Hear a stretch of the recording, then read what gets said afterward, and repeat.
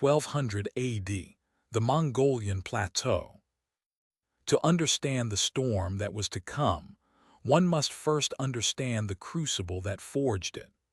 Long before the thundering hooves of the Mongol cavalry shook the foundations of distant empires, there was only the steppe. Imagine a landscape of terrifying, infinite scale. It is a high-altitude sea of grass, stretching from the frozen reaches of Siberia to the edge of the Gobi Desert. Here, the horizon is not a boundary, but a constant reminder of one's own insignificance. The weather is not merely a condition, it is a predator. In the summer, the sun beats down with a relentless, parching heat. In the winter, the Zud, the deadly frost, descends, turning the earth into iron and the wind into a blade capable of slicing through skin and bone. This is not a land for the weak, nor is it a land for the settled. To live here is to exist in a state of perpetual motion. The people of the high steppe were not farmers, they were nomads. Their entire existence was dictated by the rhythm of the seasons and the needs of their livestock. They lived in jurs, sturdy, felt-covered tents designed to be struck and moved within hours. Their wealth was not measured in gold or stone, but in living, breathing assets: the sheep, the goats, the camels, and most crucially, the horse. The horse was the heartbeat of the steppe. For a Mongol nomad, a man without a horse was a man without a soul. These animals were not merely tools of transport. They were companions, survivalists, and the very foundation of their culture. From a young age, children learned to ride before they could walk properly. They learned to hunt with bows drawn while galloping at full tilt, mastering a level of coordination that would one day make them the most lethal light cavalry the world had ever seen. But life on the steppe was more than just survival. It was a brutal lesson in social politics. Without permanent cities or walls to protect them, security was found only in the strength of the kin group. Society was a complex, shifting web of clans and tribes: the Tatars, the Karaits, the Merkits, and the Naimans. Loyalty was the only currency that mattered, but it was a fragile thing. A slighted honor or a stolen herd could ignite a blood feud that lasted generations. In this environment, there was no room for the luxury of centralized law or stable bureaucracy. Power was decentralized, held by tribal chieftains who ruled through charisma, strength, and the ability to provide for their followers. It was a world of constant competition, where the line between a prosperous summer and a starving winter was razor-thin. Yet within this harshness, a unique spirit was being tempered. The steppe demanded resilience, extreme adaptability, and an unparalleled mastery of logistics. It taught a man how to live off the land, how to endure unimaginable hardship, and how to move an entire society across a continent with nothing but the wind at his back. The Mongols were not born of a desire for conquest. They were born of necessity. They were the product of a landscape that demanded strength or death. And as the disparate tribes of the plateau drifted through the grasses, they were unwittingly preparing the tools for a transformation that would change the course of human history forever. The forge was hot, the iron was ready, and the storm was gathering. 1115 AD, the Anon River Valley. If the steppe was the forge, then the life of the boy who would become Genghis Khan was the hammer. To understand the man, we must look past the legend and into the eyes of a child named Temujin. He was not born into a palace, nor was he draped in the silks of a prince.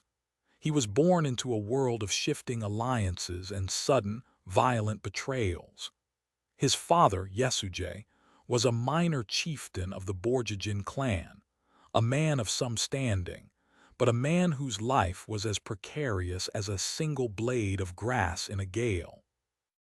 The turning point of Temujin's life arrived not through a gradual decline, but through a sudden, sharp strike of fate. While Yesuje was away from the camp, visiting a group of allies, he was poisoned by a rival clan, the Tatars. In an instant, the structure of Temujin's world collapsed. The protection of a father, the stability of a clan, and the promise of a future vanished into the cold mountain air. But the cruelty of the steppe was only beginning. His clan, seeing the family as a burden rather than an asset, did something unthinkable. They abandoned them. The widow, Holun, and her children were cast out, left to wander the vast, unforgiving grasslands with nothing but the meager possessions they could carry. They were no longer members of a tribe. They were outcasts, prey to the elements and to the predatory whims of passing raiding parties. Imagine for a moment the desperation of those early years. For a nomad, to be without a clan is to be effectively dead. There was no social safety net, no village to turn to for warmth. Temujin, along with his brothers, was forced into a childhood of scavenging. They survived on roots, wild berries, and the occasional small animal caught by hand. They lived in the shadow of starvation, their bodies growing thin, their spirits tested by the relentless cycle of the seasons. In this state of absolute vulnerability, Temujin learned the most fundamental lesson of the steppe. Survival is not a right, it is a conquest. He watched his mother endure the indignity of poverty and the constant threat of violence, and he saw how the world treated the weak. He saw that in the absence of law, only strength commanded respect. He saw that loyalty could be bought, but it could also be broken with a single whispered word. These were not the lessons taught in a court, but they were the lessons that would define his soul. During these years of wandering, the boy was stripped of all illusions. There was no glory in the hunger, no nobility in the cold. There was only the raw, primal drive to endure. He learned to read the movements of the wind, to track the path of a predator, and to find sustenance in the most barren of landscapes. He learned that a man's worth was not found in his lineage, but in his ability to provide and to protect. This period of isolation was Temujin's true education. It was a time of profound hardship, a descent into the very bottom of the human experience. But it was also the period where the iron began to harden. The boy who had been abandoned by his own people was learning how to build a world where no one would ever be able to abandon him again. The hunger was deep, the wounds were many, but the will was becoming something unbreakable. 1140 AD, the banks of the Anan River. The hunger had not vanished, but the boy had grown. Temujin was no longer merely a scavenger. He was a survivor who had learned to navigate the lethal politics of the steppe through sheer intuition. Yet, even as his physical strength returned, a vacuum remained in his life. To survive the steppe, one needed more than skill. One needed a shadow. One needed a brother who was not bound by blood, but by a pact that was even more unbreakable. It was during this era of restless wandering that Temujin's path crossed with a boy named Jamaka. If Temujin was the product of abandonment and isolation, Jamaka was a child of the nobility, a member of the Jadaran clan with a lineage that commanded respect. Their meeting was not merely a chance encounter between two lonely souls. It was a collision of two different worlds. In the harsh reality of the Mongolian plateau, an alliance between two such individuals was a strategic necessity. But what began as a pragmatic partnership quickly transcended the political. They performed a ritual that would alter the course of human history, the creation of Anda. In the Mongol tradition, the Anda, or blood brother, was a bond that superseded the ties of the womb. It was a sacred oath, often sealed by the sharing of blood or the drinking of fermented mare's milk, declaring that two men were now of one soul. For Temujin, who had been discarded by his own kin, Jamaka became the family he had lost. For Jamaka, Temujin was a companion of unmatched spirit and tenacity. For a time, the two were inseparable. They rode as one, hunted as one, and shared the meager spoils of their survival. Through the eyes of a young Temujin, Jamaka was the mirror of his own ambition. Together, they were no longer just two outcasts drifting through the tall grass. They were a unit. They began to gather a small following, men who were drawn to their shared charisma and the promise of a life lived with dignity rather than desperation. But the steppe is a jealous mistress, and it rarely allows two suns to shine in the same sky. As their influence grew, the subtle differences in their characters began to create a widening rift. Jamaka was a traditionalist. He believed in the old ways, the sanctity of aristocratic lineage, the importance of tribal hierarchy, and the established order of the steppe. He believed that greatness was a birthright. Temujin, however, was a creature of a new era. Having lived through the betrayal of his own clan, he had developed a radical, almost dangerous philosophy: meritocracy. He saw that a man's worth should be measured by his loyalty and his prowess in battle, not by the name of his father. To Temujin, the old structures were cages that kept men small. This ideological friction was the first crack in the foundation of their brotherhood. The Anda bond was supposed to be eternal, a shield against the chaos of the world. But as they transitioned from survival to conquest, the question arose: could two men share a single destiny?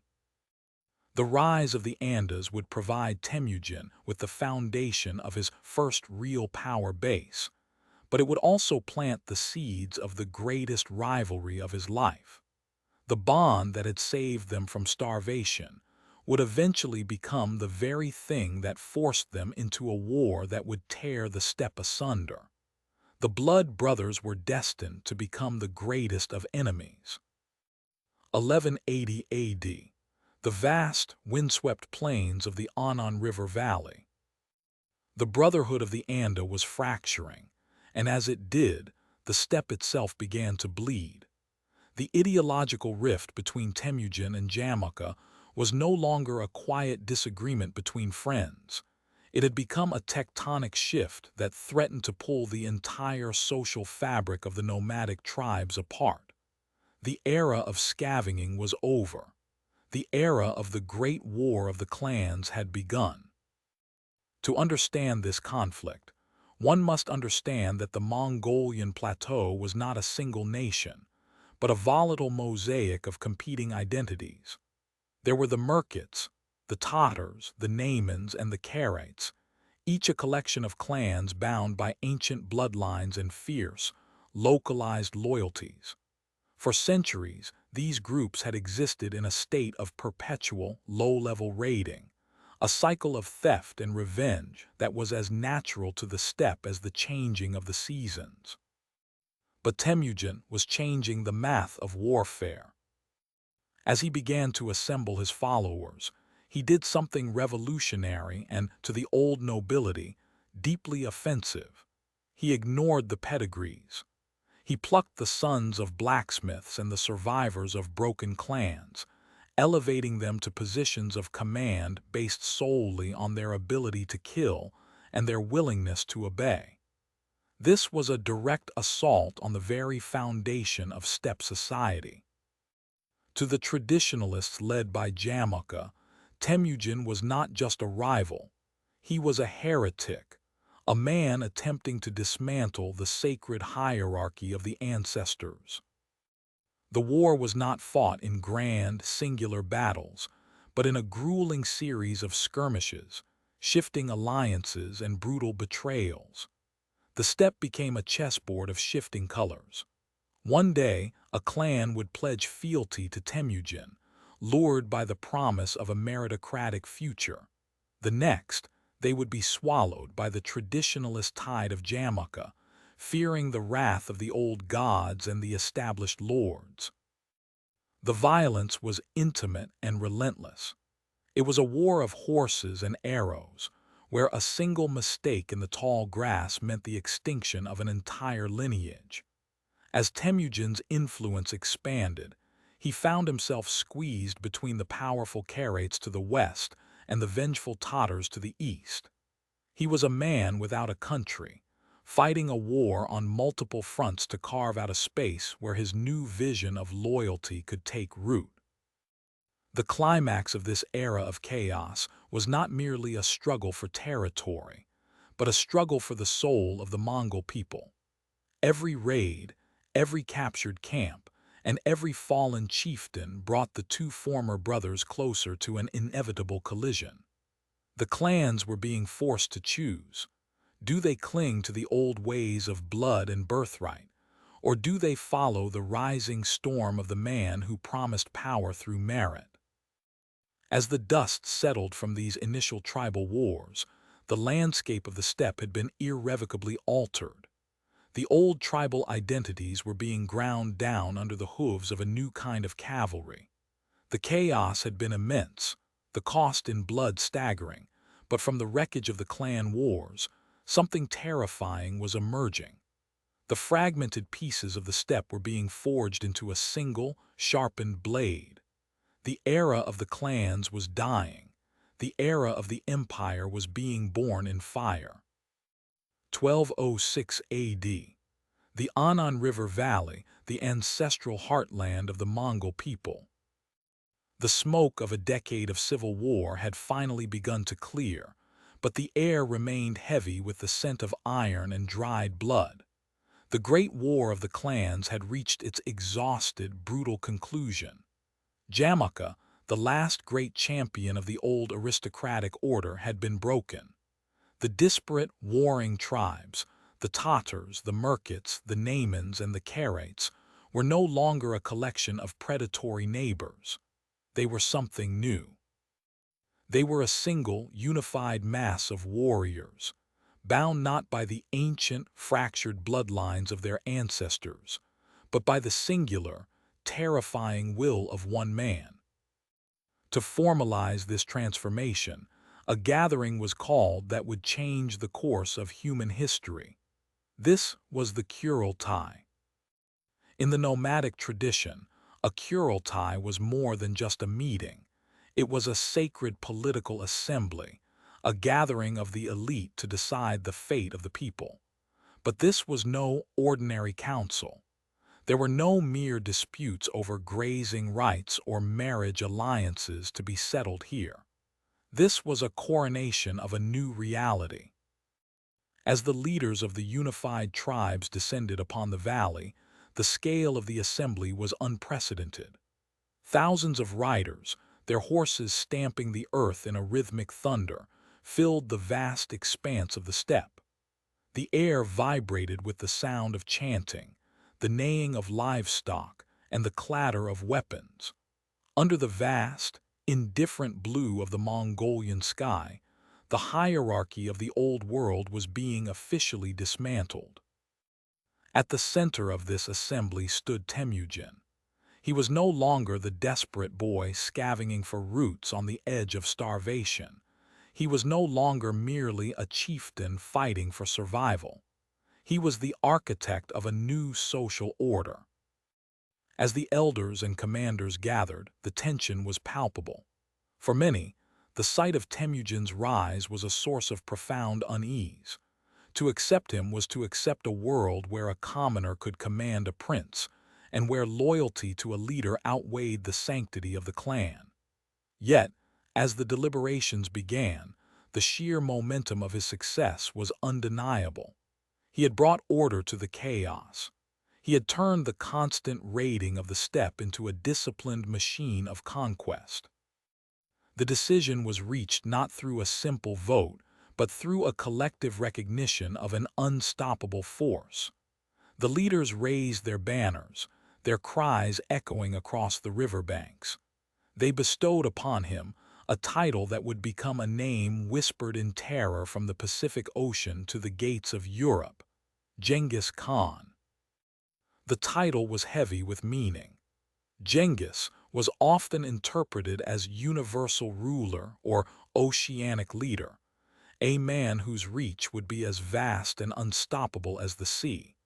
In that moment, the man Temujin died and the great Khan was born.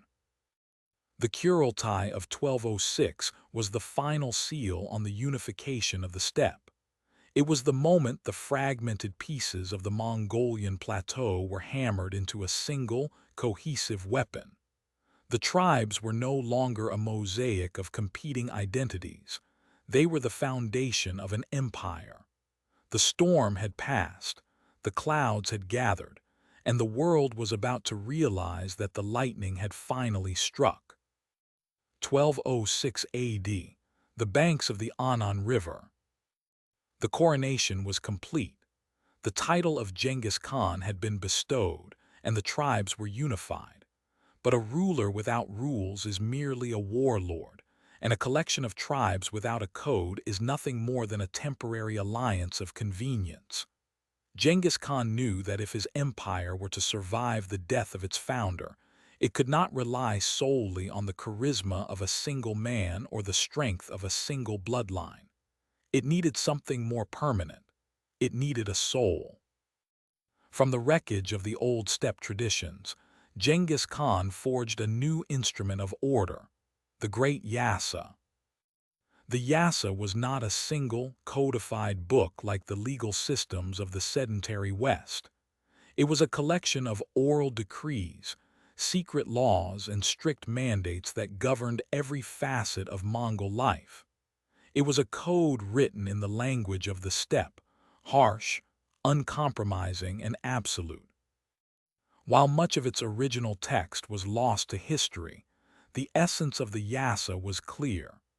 It was designed to strip away the old tribal loyalties that had caused centuries of bloodshed and replace them with an unbreakable, singular devotion to the state and the Khan.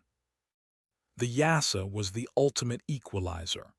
In the old world, a man's worth was dictated by the prestige of his clan.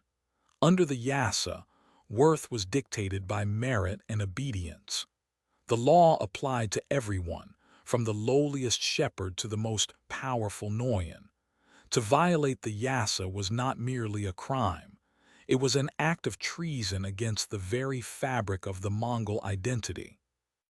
The laws were draconian. Theft was met with death. Adultery was met with death. Betrayal in battle was met with death. Even the smallest infractions, failing to assist a comrade or neglecting the duties of the hunt, could result in the ultimate penalty. But there was a logic to this brutality. The Yasa was designed to create a society of extreme discipline. It demanded total cohesion. In a world where a single moment of hesitation or a single act of cowardice could mean the death of an entire unit, the Yasa ensured that every Mongol was a gear in a perfectly calibrated machine. Yet beneath the shadow of the executioner's blade, the Yasa provided something the steppe had never known: stability. It established clear rules for the distribution of spoils, ensuring that the wealth of conquest was shared according to rank and service rather than tribal favoritism. It regulated the movement of livestock, the management of water, and the conduct of war. It turned a collection of raiders into a civilization of administrators. Perhaps most importantly, the Yasa provided a framework for the incredible diversity that would soon follow. While the laws were strict regarding internal conduct, they were remarkably pragmatic regarding the outside world. The Yasa laid the groundwork for a culture of religious tolerance and the protection of trade, ensuring that as the Mongol shadow grew, it would not just consume, but also connect. The great Yasa was the invisible iron skeleton of the Mongol Empire. It was the discipline that turned the storm of conquest into a lasting hegemony. Genghis Khan had given his people a leader. Now, through the Yasa, he had given them a destiny. The rules were set. The code was absolute, and the world, whether it knew it or not, was about to be judged by them. 1220 AD. The borders of the Khwarezmian Empire. The discipline of the Yasa had transformed the Mongol people, turning a fractured collection of nomads into the most efficient killing machine the world had ever witnessed. But as the Mongol machine hummed with newfound precision, its eyes turned toward the sunset. To the west lay the Khwarezmian Empire, a sprawling, wealthy, and sophisticated superpower that stretched across modern-day Iran, Uzbekistan, and Turkmenistan. Unlike the fractured tribes of the steppe, the Khwarezmians were a formidable force. They possessed massive walled cities, vast agricultural wealth, and a professional army that dwarfed the Mongol Tumans. For Genghis Khan, the West was not initially a target for conquest, but a partner for commerce. He sought nothing more than a stable gateway for trade, a way to link the riches of the East with the markets of the West. But the Khwarezmian Shah, Ala ad-Din Muhammad II, was a man of immense pride and catastrophic miscalculation. He viewed the approaching Mongol envoys not as diplomats, but as beggars. In a move that would alter the course of human history, the Shah committed the ultimate sin against the Mongol code. He murdered the Khan's trade envoys and executed the ambassadors. In the eyes of Genghis Khan, this was not merely a diplomatic insult. It was an act of war against the very soul of the Mongol state. The response was not a mere raid, it was an apocalypse. Genghis Khan unleashed a force of unprecedented scale, a multi-pronged invasion designed to overwhelm and annihilate. As the Mongol Tumans crossed the Oxus River, they did not move like a traditional army, they moved like a flood tide. They were accompanied by a terrifying new element, engineers and siege specialists captured from the East, capable of turning the greatest fortifications of Islam into crumbling heaps of dust. The campaign was a masterclass in psychological warfare. The Mongols did not just defeat armies, they erased civilizations. When the cities of Otrar, Bukhara, and Samarkand fell, the news of the slaughter preceded the riders. The Mongols utilized a calculated terror of the West, a policy where resistance was met with total annihilation, while surrender offered a grim, pragmatic survival. They turned cities into graveyards, using the heads of the fallen to build pyramids of bone, ensuring that the next city to see the Mongol banners would tremble before a single arrow was shot. The Khwarezmian military, though large, was paralyzed by its own internal fractures. The Shah, fearing his own generals as much as the Mongols, refused to engage in a decisive battle, instead retreating into the desert and behind city walls. This was his fatal error. The Mongols did not need to chase him. They simply dismantled his empire piece by piece, city by city, until the Shah himself was a fugitive, dying in exile on a lonely island in the Caspian Sea. By the time the dust settled, the Khwarezmian Empire had ceased to exist. Its irrigation systems were destroyed, its libraries burned, and its population decimated. The terror of the West had achieved its purpose. It had cleared the path. The gates to the Middle East and Europe were now standing wide open, and the Mongol storm, fueled by the iron logic of the Yasa and the fury of a broken peace, was ready to sweep across the world. 1221 AD. The ruins of Samarkand. For centuries, the fundamental truth of warfare was simple. The nomad was the master of the open field, but the city was the master of the nomad. To a horseman of the steppe, a stone wall was an insurmountable reality. A city was a fortress of stability, a place where the mobility of the Mongol cavalry was neutralized, and where the high walls and deep moats of settled civilizations acted as a shield against the storm. But the Mongols were not merely warriors. They were the world's most ruthless students. As the Khwarezmian campaign raged, Genghis Khan and his successors realized that if they were to conquer the world, they could no longer be limited by the horizon. To dominate the Silk Road, they had to master the art of the siege. They understood that while their strength lay in the bow and the horse, their future lay in the catapult and the engineer. This was the great metamorphosis of the Mongol war machine. They did not attempt to reinvent siege warfare.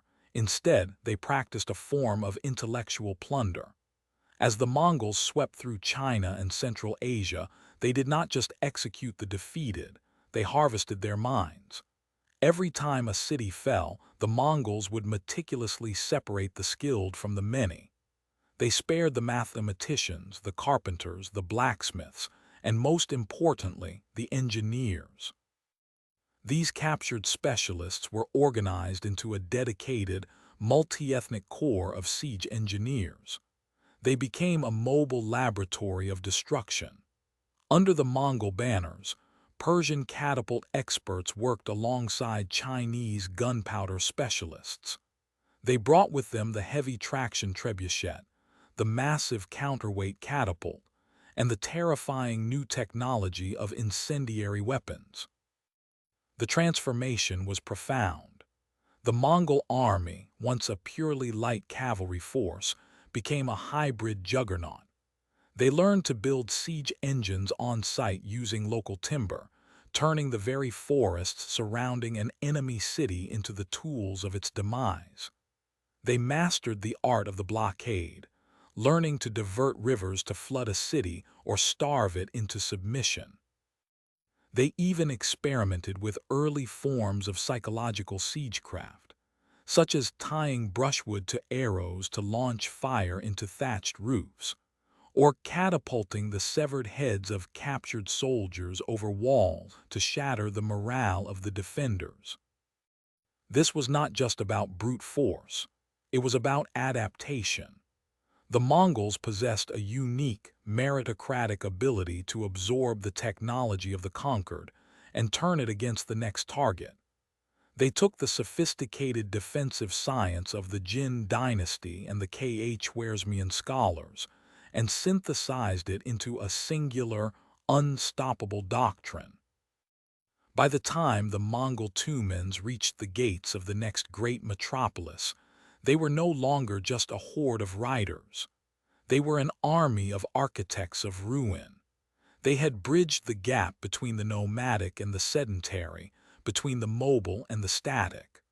The walls that had protected the empires of the world for millennia were no longer sanctuaries. They were merely obstacles. The steppe had learned to speak the language of stone and iron, and the world was about to find out that no wall was thick enough to stop the tide. 1211 AD, the northern frontiers of the Jin dynasty. If the conquest of the Khwarezmian Empire was the Mongol testing ground, then the invasion of the Jin dynasty was their ultimate trial. For centuries, the Jin, the Jurchen people who ruled northern China, had looked down upon the steppe nomads as mere raiders, seasonal pests that could be easily repelled by the sheer scale of their fortifications.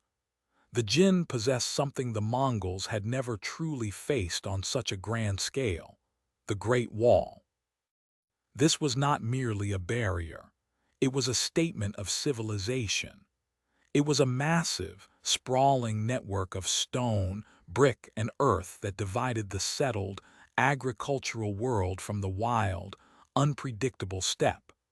To the Jin, the wall was a physical manifestation of their superiority, an impenetrable shield that rendered the mobility of the Mongol horsemen irrelevant. But Genghis Khan was no longer looking at the wall as a barrier. He was looking at it as a problem to be solved.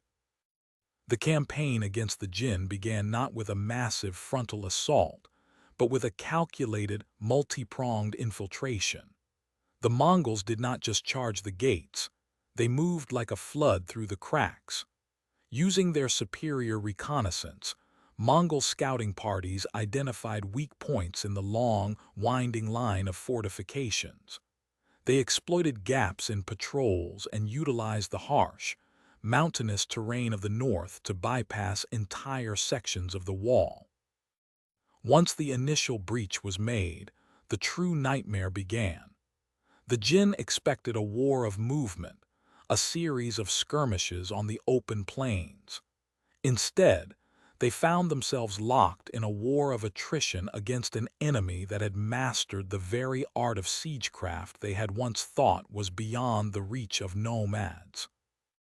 As the Mongol Tumans pushed deeper into the Jin heartland, the campaign turned into a relentless grind. The Jin retreated behind their massive city walls, believing that the stone ramparts of cities like Jiangdu, modern-day Beijing, would provide sanctuary. They were wrong. The Mongols brought their new intellectual plunder to bear with terrifying efficiency. The siege of Jiangdu became a masterclass in total war. The captured engineers from previous campaigns unleashed a symphony of destruction. Massive catapults, built from the very wood of the surrounding countryside, hurled boulders that shattered gatehouses. Incendiary projectiles, fueled by the burgeoning science of gunpowder, turned the dense urban quarters into infernos. The Jin defenders fought with the desperation of a dying empire, but they were fighting a ghost that could change its shape.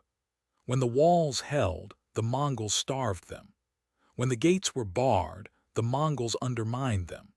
When the morale of the garrison faltered, the Mongols used the psychological terror they had perfected in the West, launching the dead and the broken over the battlements to spread disease and despair. By the time the Jin defenses finally crumbled, the message was sent to every corner of the known world. The Great Wall had fallen. The distinction between the nomad and the sedentary had been erased.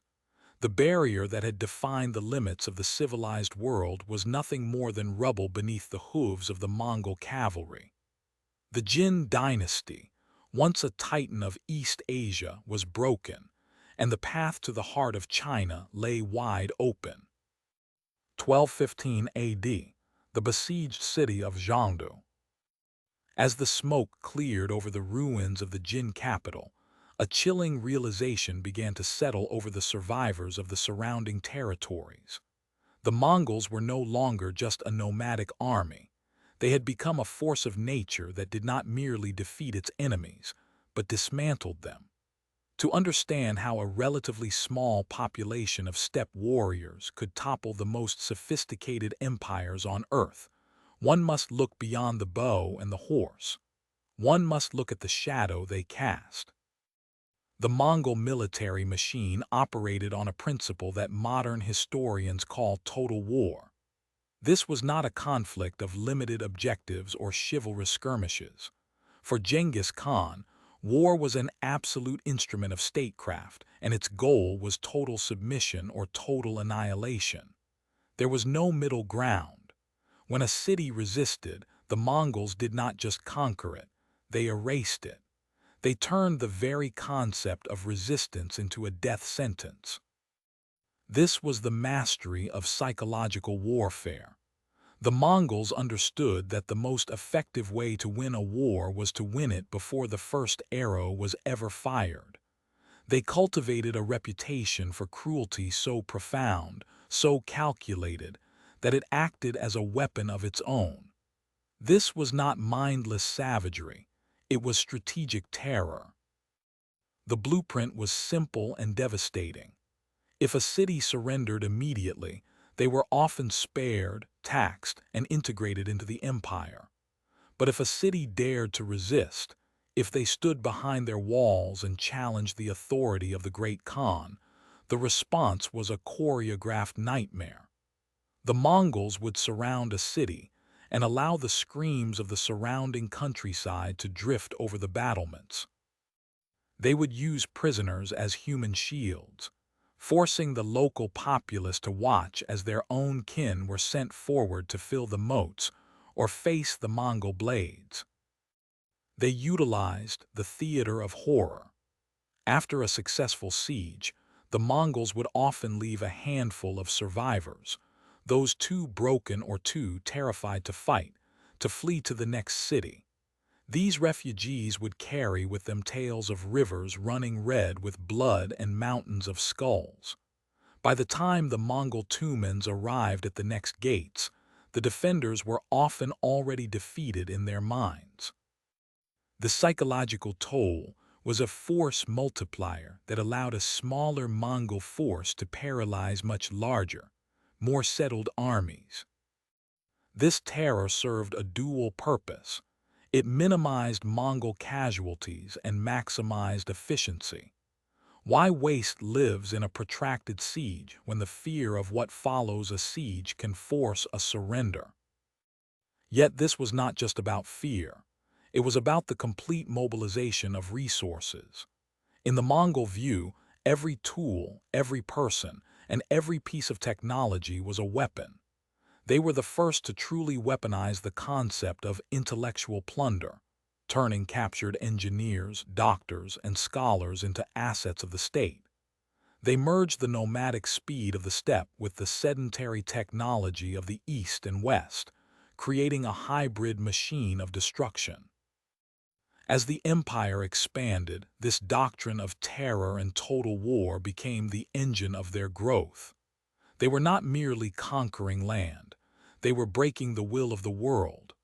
They were teaching every king, every emperor, and every sultan a singular, terrifying lesson. To defy the Khan was to invite the end of your world. 1221 AD, the outskirts of Samarkand.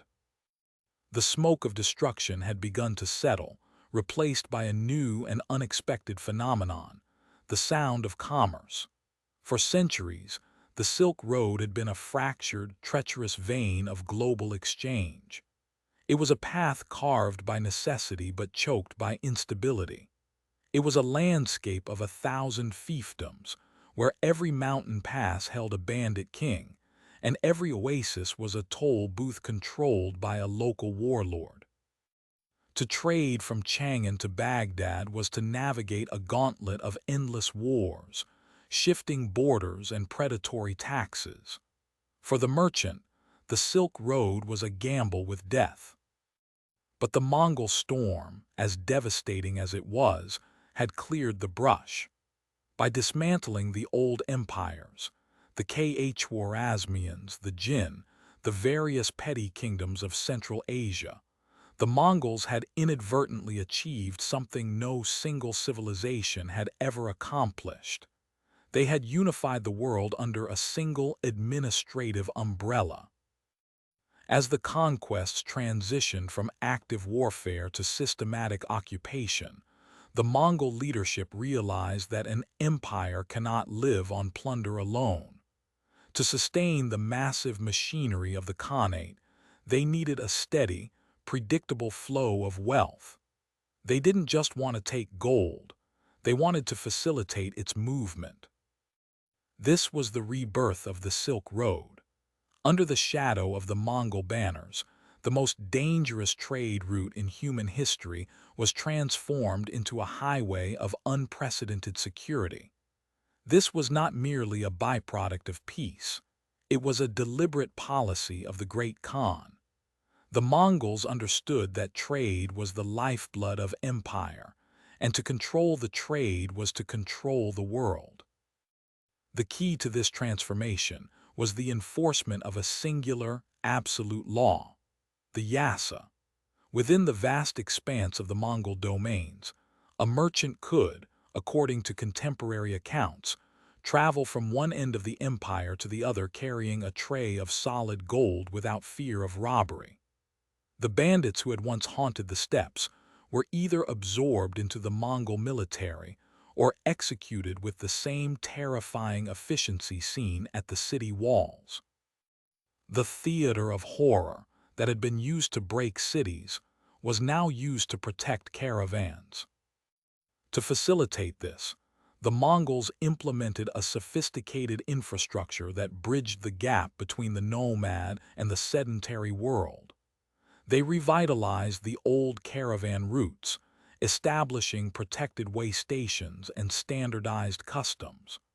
They recognized that for trade to flourish, information had to move as fast as the goods themselves. They turned the Silk Road into more than just a path for silk and spices. They turned it into a conduit for the very soul of human civilization. Because the borders were now open, the walls between cultures began to crumble. The same routes that carried fine porcelain and precious gems now carried ideas.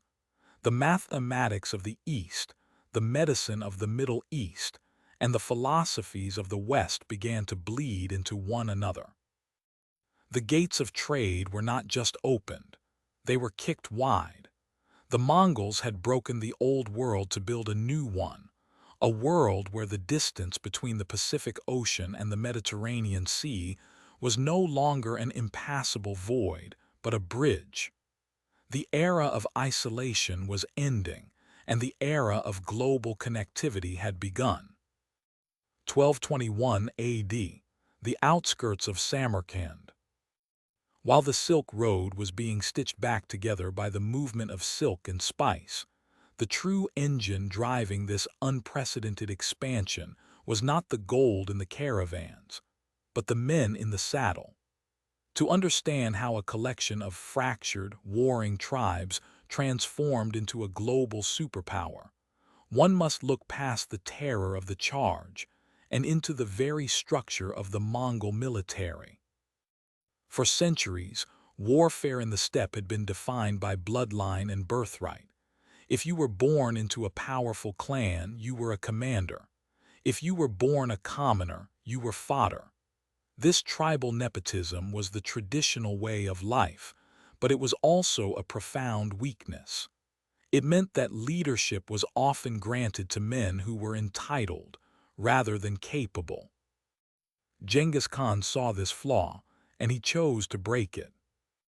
He realized that an empire spanning continents could not be governed by the whims of aristocratic ego. It required a machine of absolute precision. To build this machine, he introduced a radical, revolutionary concept: meritocracy. In the Mongol horde, your lineage mattered far less than your loyalty and your ability to execute an order. Genghis dismantled the old tribal structures that had fueled centuries of internecine warfare.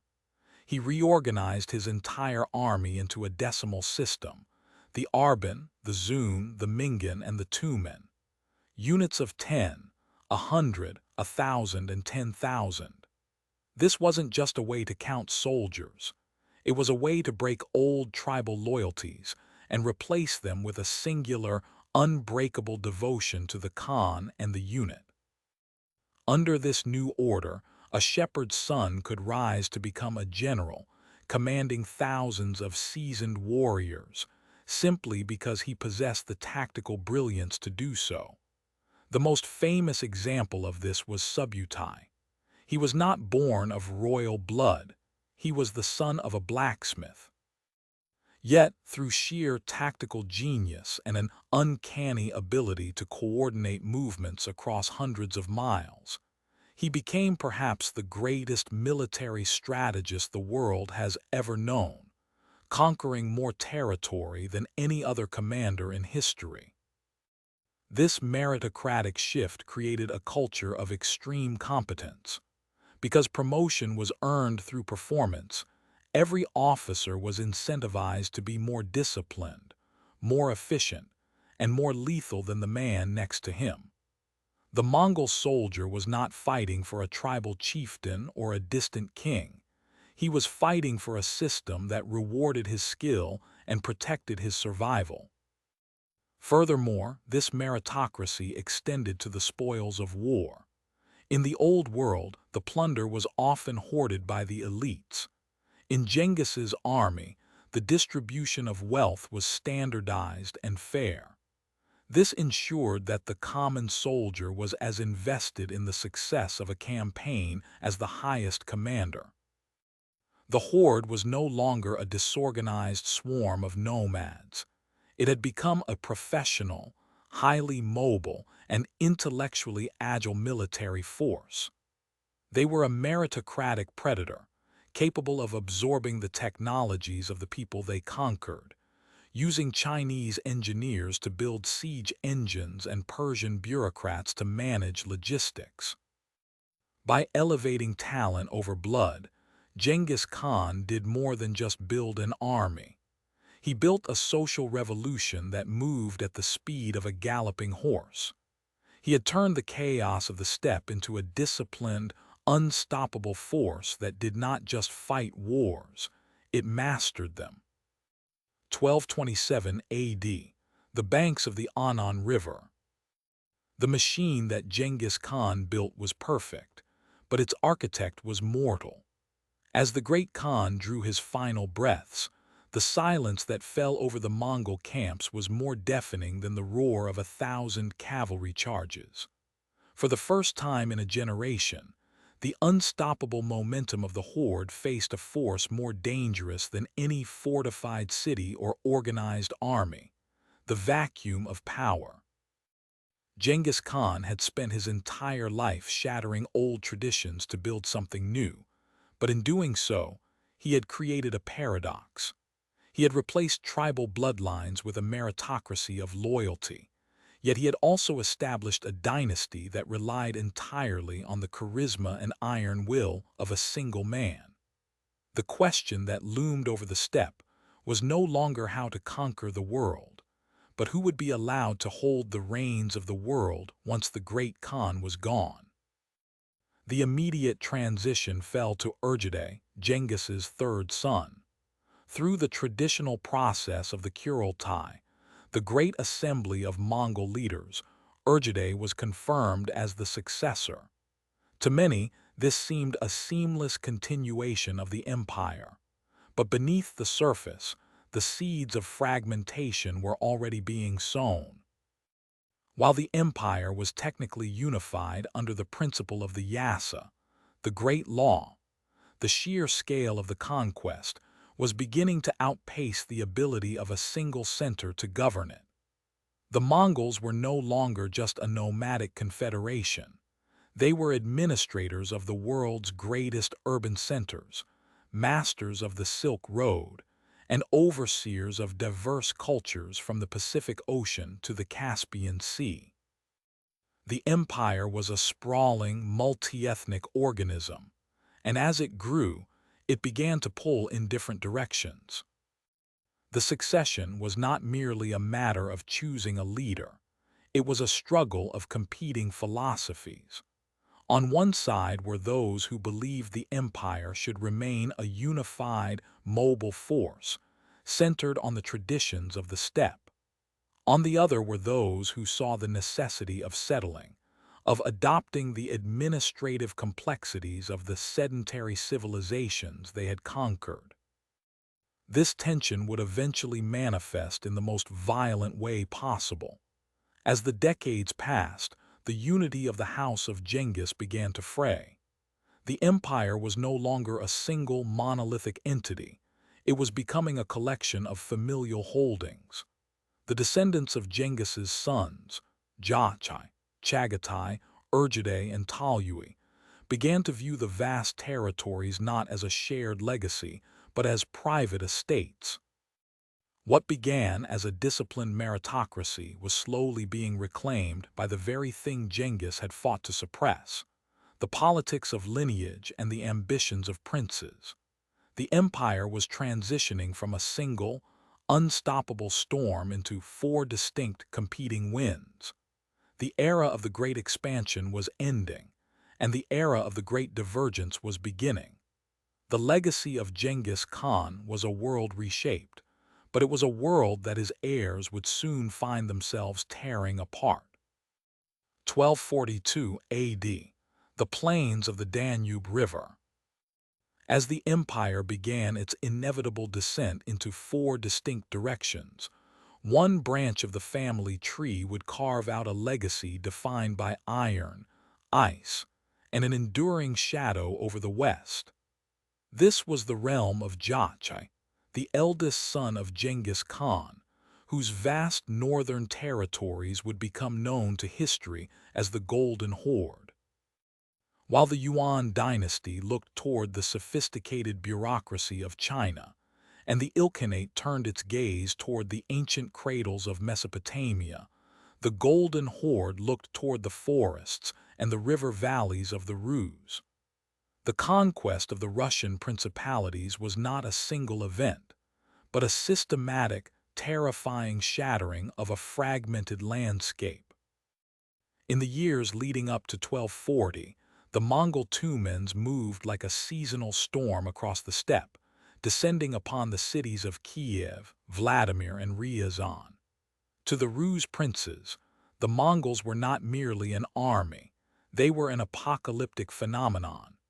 The siege warfare that had once been used against the walled cities of Khwarezm was now turned against the timber and stone fortresses of the north. The results were catastrophic. Cities that had stood for centuries were reduced to ash, their populations either slaughtered or pressed into the service of the Khan. But the Golden Horde did something far more subtle and enduring than mere destruction. They established a system of indirect rule that would reshape the Slavic soul for centuries. Unlike the Mongols in China, who sought to become the new masters of a sedentary civilization, the Golden Horde remained a nomadic power, governing from the steppe. They did not seek to occupy every village. Instead, they demanded tribute. They transformed the once independent Rus princes into tax collectors for the Khan.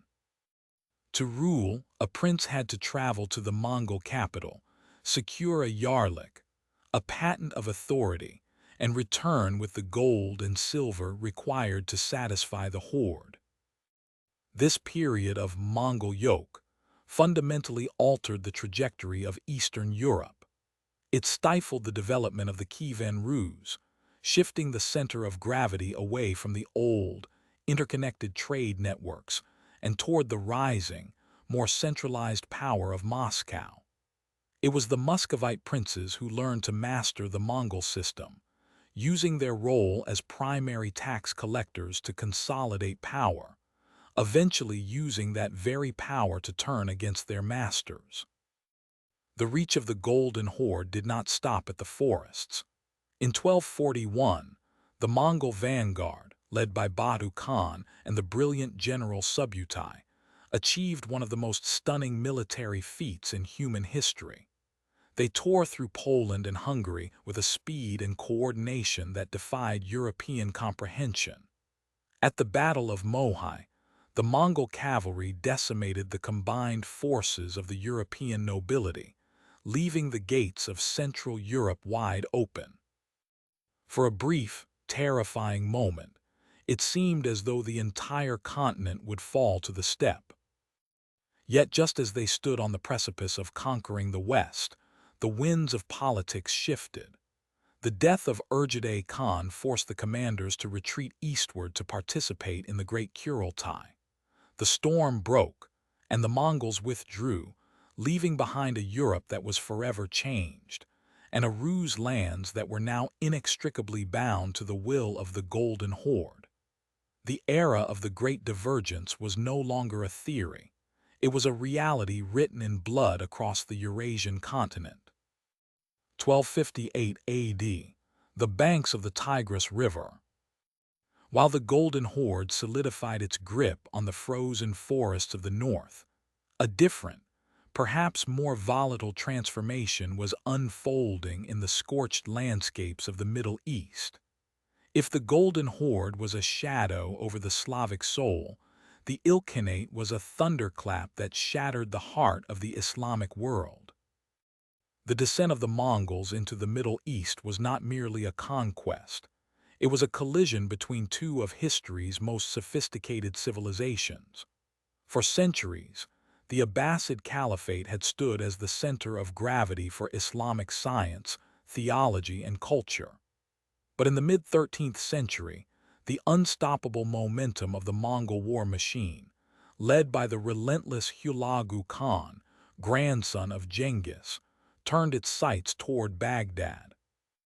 The siege of Baghdad in 1258 remains one of the most traumatic episodes in human memory. When the walls finally fell, the destruction was absolute. The House of Wisdom, a repository of centuries of human knowledge, was emptied. Books were thrown into the Tigris until the waters ran black with ink. The Caliph was executed, and the political unity of the Muslim world was severed in a single, bloody stroke. With this act, the Mongols did more than conquer territory. They dismantled an era. From the ashes of the Caliphate, Hulagu established the Ilkhanate, a realm that stretched from the Caucasus to the Persian Gulf. Yet, as the smoke cleared, a profound paradox began to emerge. The Ilkhanate was a state born of total destruction, yet it would become one of the most culturally vibrant periods in Persian history. Unlike the Golden Horde, which remained largely nomadic and distant from their subjects, the Ilkhans found themselves governing a highly sedentary, deeply sophisticated, and intensely urbanized population. To rule this land, they could not simply live in tents. They had to engage with the complex bureaucracies, the intricate tax systems, and the rich intellectual traditions of Persia. This necessity led to a slow, fascinating process of assimilation. The conquerors began to be shaped by the conquered. Mongol officials became patrons of Persian literature. Mongol rulers began to embrace the administrative elegance of the Silk Road's great cities. Most significantly, the Ilkhanate underwent a spiritual metamorphosis. While the early Khans were staunch practitioners of Tengrism, the dynasty eventually embraced Islam. This was not a surrender, but a fusion, a marriage of Mongol military might and Islamic cultural prestige. Under the Ilkhans, the Middle East became a vital node in the burgeoning Pax Mongolica. The wealth of the Silk Road flowed through Tabriz and Baghdad, fueling a renaissance in astronomy, medicine, and miniature painting. The Ilkhanate became a bridge where Chinese technology met Persian mathematics, creating a scientific synergy that would eventually ripple outward to the rest of the world. However, this fusion was never without tension. The Ilkhanate was constantly caught between its nomadic roots and its sedentary reality, and between its Mongol identity and its Islamic faith. It was a realm of immense brilliance, but one built upon a foundation of conquest that could never fully reconcile the steppe with the city. As the empire began to fragment, it left behind a Middle East that was culturally reborn, yet politically forever altered by the Mongol storm. 1260 AD, the vast, windswept valleys of Transoxiana. While the Ilkhanate was undergoing a profound metamorphosis in the west, and the Golden Horde was consolidating its power in the frozen north, a third pillar of the Mongol world was carving out a legacy that was perhaps the most fundamentally Mongol of them all. This was the Chagatai Khanate, the geographic and spiritual heart of the empire. If the Ilkhanate was a story of assimilation, and the Golden Horde was a story of distance, the Chagatai Khanate was a story of tension. Spanning the critical crossroads of Central Asia, from the fertile Fergana Valley to the arid deserts of the Tarim Basin, this Khanate sat directly atop the vital arteries of the Silk Road. It was the bridge between the great powers of the East and the West, a land where the wealth of nations passed through every mountain pass and river valley. But unlike its cousins, the Chagatai Khanate struggled to find a balance between two irreconcilable worlds. The Khanate was founded by Chagatai, the second son of Genghis Khan, a man known for his strict adherence to the Yasa, the Great Law. To the Chagataids, the steppe was not just a home, it was a sacred identity.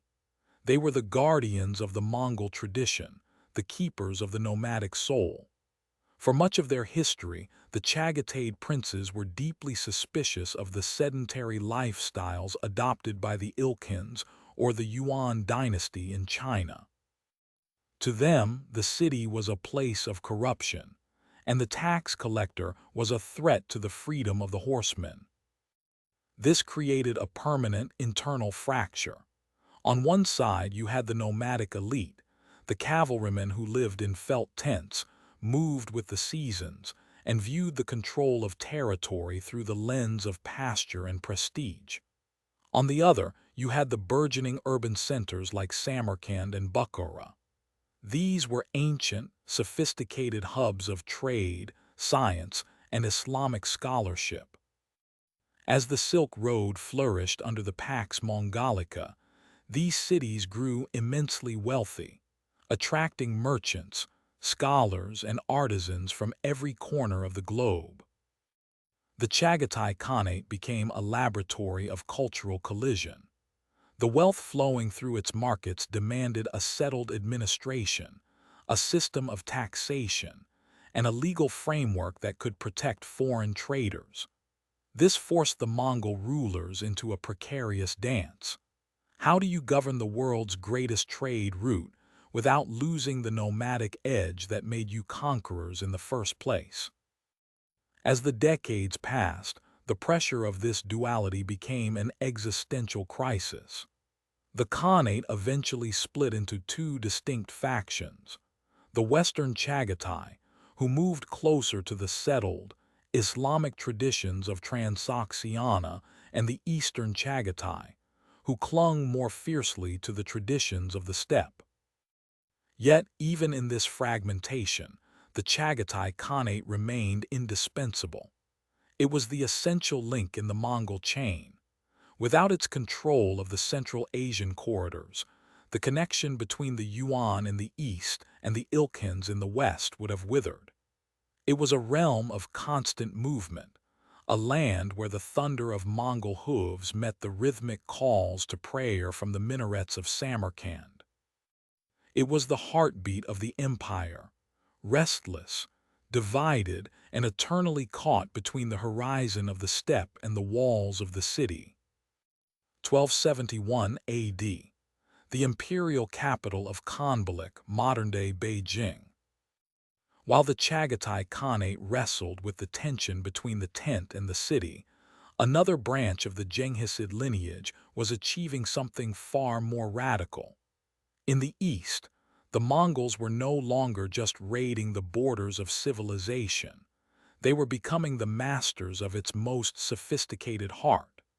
This was the birth of the Yuan dynasty, the era when the conquerors of the steppe finally donned the robes of the dragon. The road to this transformation was paved with blood and unmatched military genius. For decades, the Mongol princes had been chipping away at the fractured landscape of China. First came the Jin dynasty in the north, a formidable empire of walled cities and massive standing armies. The Mongols, once mere horsemen, had learned the lethal art of siege warfare, utilizing engineers from conquered lands to turn the very walls of China against itself. They broke the Jin, but the task was far from complete. To the south lay the Song dynasty, the most technologically advanced, economically prosperous, and culturally refined civilization on Earth. The conquest of the Song was a generational struggle. It was a war of attrition that moved from the open plains to the labyrinthine river networks and fortified southern coasts. It required the Mongols to evolve once more, building massive naval fleets and mastering the complexities of amphibious warfare. It was not until the reign of Kublai Khan, the grandson of Genghis, that the final resistance crumbled. With the fall of the Song, the Mongols had done the unthinkable. They had unified China under a single, foreign rule.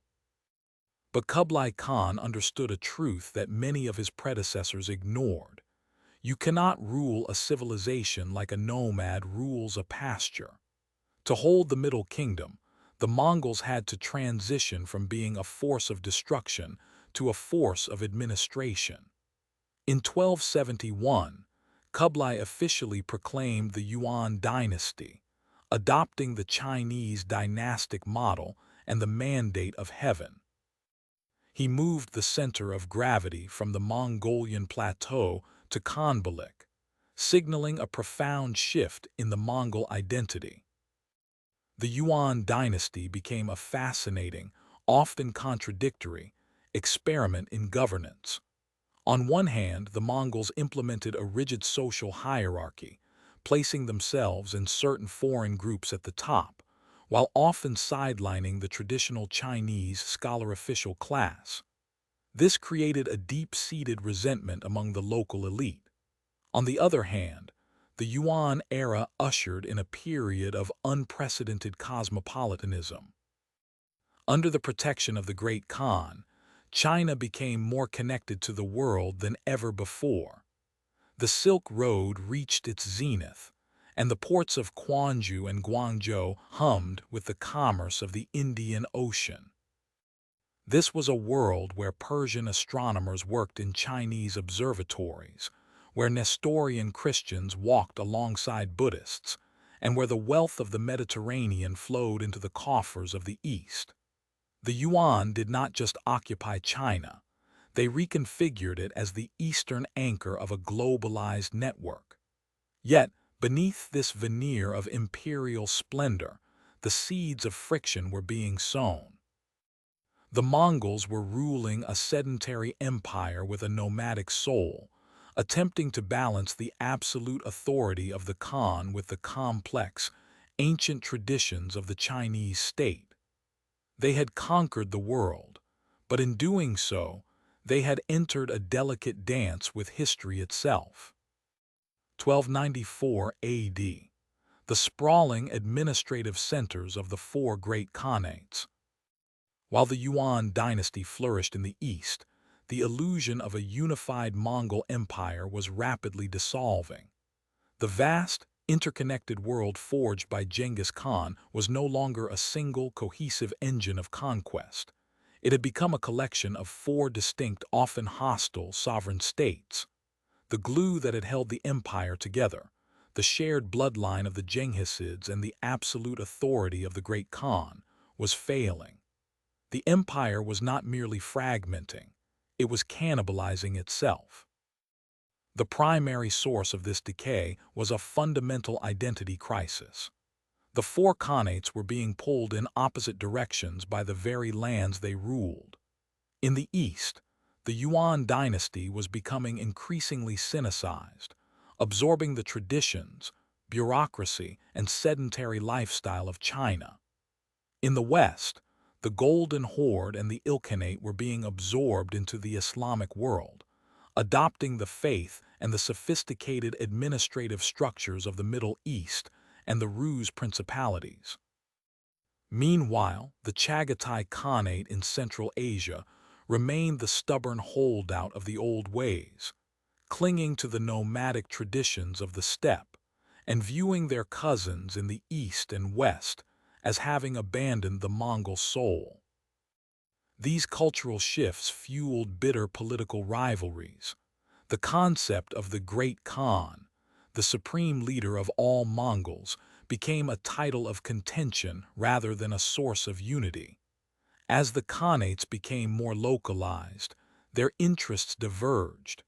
They were no longer fighting to expand the empire. They were fighting to protect their own borders from their own kin. Nowhere was this more evident than in the brutal civil wars that erupted between the descendants of the Golden family. The most devastating of these conflicts saw the Yuan dynasty and the Chagatai Khanate clash over the control of Central Asia. What began as disputes over grazing rights and trade routes escalated into full-scale military campaigns. The Mongols, once the most disciplined military force the world had ever seen, were now turning those lethal tactics against one another. The very siege engines and horse archers that had leveled cities like Samarkand and Baghdad were now being deployed to raise the outposts of fellow Mongols. Even more tragic was the fracturing of the Ilkhanate and the Golden Horde. As these western branches became deeply entrenched in Islamic politics, they often found themselves at odds with the political ambitions of the Great Khan in the east. The diplomatic channels that once facilitated the flow of silk and science were increasingly choked by suspicion and the threat of war. The tragedy of the Mongol Empire was that its greatest strength, its ability to conquer and integrate diverse civilizations, became its ultimate undoing. By successfully ruling the world, the Mongols had lost their commonality. They had become too many things to too many different people. The empire had become a victim of its own success, a sprawling, magnificent mosaic that was now shattering into 1,000 jagged pieces. The era of the unified steppe was over. The era of the warring khanates had begun. 1294 AD. The sprawling administrative centers of the four great khanates. Yet, even as the political unity of the empire began to fracture, a remarkable, invisible web continued to pulse beneath the surface of the chaos. While the Khans may have been drifting apart politically, the empire remained, for a time, a singular, breathing organism of information. This was made possible by a marvel of logistical genius, the yam. To understand the yam is to understand how a nomadic people managed to govern the largest contiguous land empire in human history. It was not merely a postal service. It was the central nervous system of the Mongol world. It was a high-speed communication network that defied the staggering distances of the steppe, the deserts of Central Asia, and the mountains of the Altai. The system was built upon a foundation of relentless discipline and immense resources. Along the primary arteries of the empire, the Mongols established a vast chain of relay stations, known as Erderur. These stations were spaced at regular intervals, roughly 25 to 30 miles apart, ensuring that a messenger was never more than a few hours' ride from fresh support. Each station was a fortress of logistics, stocked with thousands of sturdy horses, fresh supplies, and well-fed riders, all ready to be deployed at a moment's notice. The mechanics of the yam were designed for one thing: pure, unadulterated speed. A state messenger carrying a peza, a metal tablet acting as a passport of supreme authority, would gallop toward a relay station. He would not stop to rest or eat. Instead, he would ride at a full, punishing sprint, sliding into the station only long enough to leap from his exhausted mount onto a fresh, spirited horse. This relay process was repeated, station after station, day and night, through blizzards and heat waves alike. Under optimal conditions, a message could travel over 200 miles in a single day. In an era where most news moved at the slow, plodding pace of a merchant caravan, the yam was nothing short of revolutionary. It allowed the Great Khan to receive intelligence from the frontiers of Eastern Europe or the borders of China in a fraction of the time it would have taken any other ruler in history. It allowed for the rapid deployment of troops, the swift coordination of military campaigns, and the immediate transmission of imperial decrees. But the yam was more than a tool of war and command. It was the engine of the Pax Mongolica, because the system provided a level of security and predictability never before seen. It became the backbone of international trade. The same routes that carried the urgent dispatches of generals also carried the luxury goods of the Silk Road. Merchants, diplomats, and scholars could travel with a degree of confidence, knowing that the infrastructure of the empire was designed to facilitate movement. Through the yam, the world began to shrink. A scientific discovery in Persia could find its way to a court in China. A religious decree from the West could reach the East. It was the first true globalized information network, a precursor to the modern age. Even as the Khanates descended into civil war and cultural divergence, the yam remained a testament to the Mongol legacy, a system that proved that while empires may break, the connections they forge can change the world forever. 1300 AD. The bustling markets of Karakorum and the cosmopolitan streets of Tabriz. If the yam was the nervous system of the Mongol Empire, then the Silk Road was its lifeblood. For centuries, trade between the East and the West had been a series of disconnected, perilous hops, a relay of merchants who rarely traveled more than a few hundred miles before handing off their goods to strangers. But under the shadow of the Mongol banners, the Silk Road was reborn. It was no longer a fractured chain of local markets. It was a singular, protected corridor stretching from the Pacific shores of China to the gates of Europe. This was the era of the Pax Mongolica.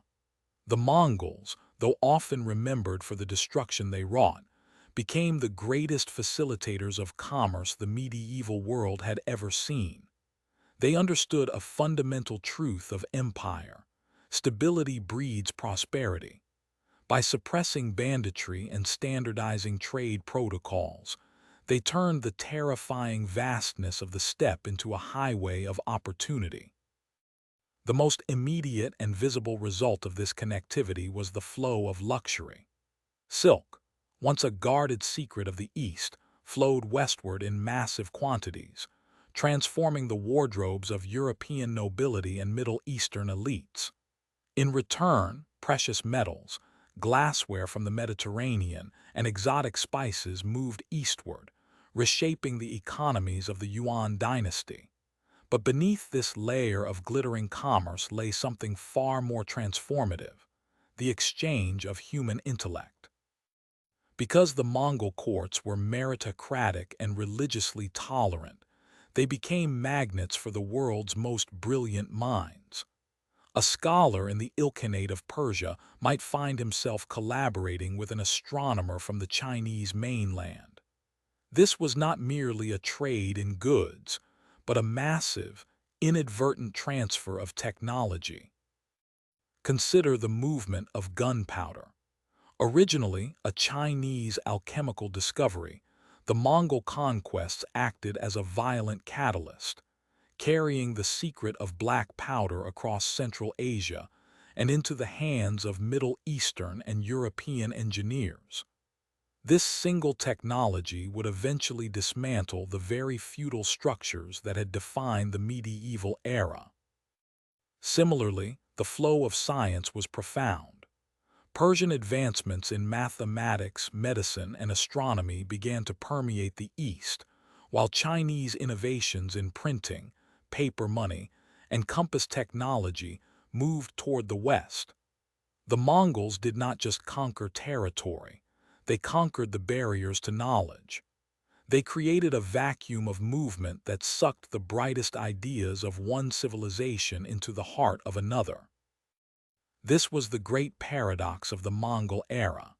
The same horseback warriors who had once burned cities were now the guardians of the most sophisticated intellectual exchange in human history.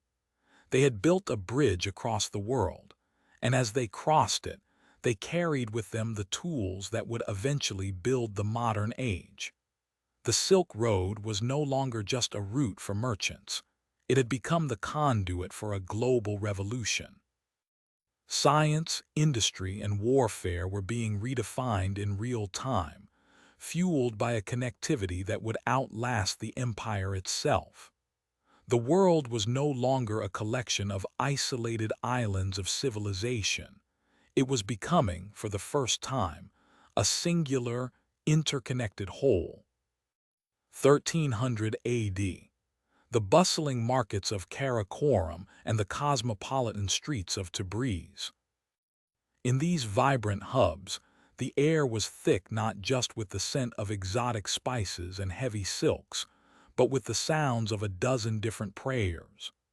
In a single city square, one might hear the rhythmic chanting of a Buddhist monk, the melodic call to prayer from a mosque, the solemn litany of a Nestorian Christian priest, and the whispered invocations of a Taoist sage. To the medieval eye, this was an impossibility, a chaotic patchwork of faiths that, in any other empire, would have been a recipe for constant, bloody insurrection. Yet, under the Mongol banners, this pluralism was not merely tolerated, it was institutionalized. To understand why the Mongols embraced such radical diversity, we must look past the image of the bloodthirsty conqueror and toward the pragmatism of the steppe. The Mongols were followers of Tengri, the eternal blue sky. Their spiritual worldview was rooted in a deep, shamanistic respect for the unseen forces of the universe. To a Mongol leader, the gods were as vast and varied as the landscape itself.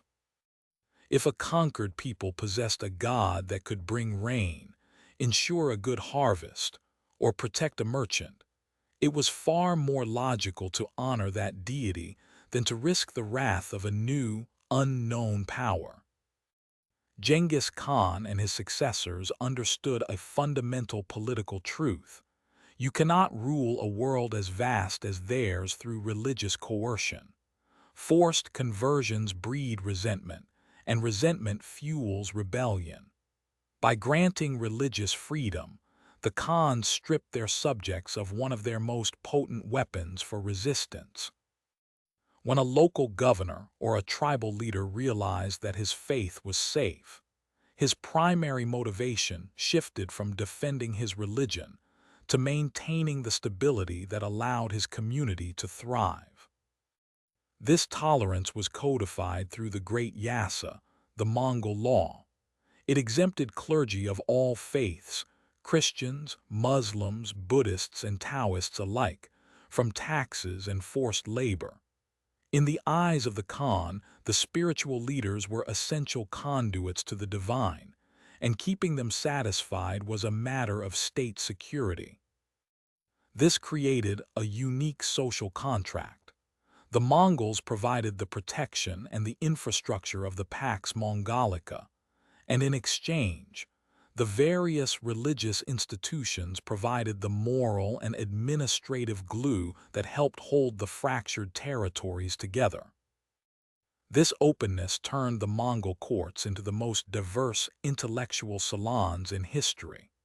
It was common to see a Persian physician advising a Mongol princess, or a Chinese astronomer working alongside a Muslim mathematician in the observatories of the Ilkhanate. These were not merely coincidences of geography. They were the direct result of a policy that viewed human talent as being more important than human creed. However, this was not a modern, secular tolerance born of egalitarian ideals. It was a strategic, imperial tolerance. The Mongols did not care what a man believed in his heart, as long as he remained loyal to the Khan and paid his tribute. They were indifferent to the nuances of theology, focused instead on the utility of the believer. In this way, the Mongol Empire became a massive, unintentional laboratory of human coexistence. By removing the religious barriers that had long separated East from West, they allowed the various streams of human thought to converge, creating a cultural melting pot that would forever change the trajectory of global civilization. 1295 AD. The sun-drenched ports of the Levant and the winding alleys of Venice. For centuries, the Western world had viewed the East through a lens of myth and terror. To the European mind, the lands beyond the Levant were the domain of monsters, demons, and the Tartars, a faceless, terrifying horde of barbarians. But as the Pax Mongolica stabilized the Silk Road, the veil of myth began to lift, replaced by something far more complex: the eyewitness accounts of the travelers. Perhaps no name carries more weight in this era of discovery than Marco Polo. A Venetian merchant by trade, Polo did not arrive in the Mongol courts as a conqueror, but as a curious observer, eventually serving in the administration of Kublai Khan. When he returned to Europe, his tales were so fantastical, so utterly detached from the stagnant reality of medieval Europe, that many branded him a liar. He spoke of black stones that burned like wood, coal, and of paper that functioned as money, and of cities so vast they made Rome look like a provincial village. While his contemporaries may have doubted his veracity, Polo's chronicles provided the West with its first true glimpse into the sheer scale of Mongol sophistication. He described a world where wealth was not just measured in gold, but in the seamless flow of goods, ideas, and people. To the Europeans, the Mongol Empire was a paradox. It was a regime born of unparalleled violence, yet it had birthed a period of unparalleled order. But Polo was not the only eye peering through the curtain. The Mongol territories acted as a massive vacuum, pulling in thinkers, diplomats, and explorers from every corner of the known world.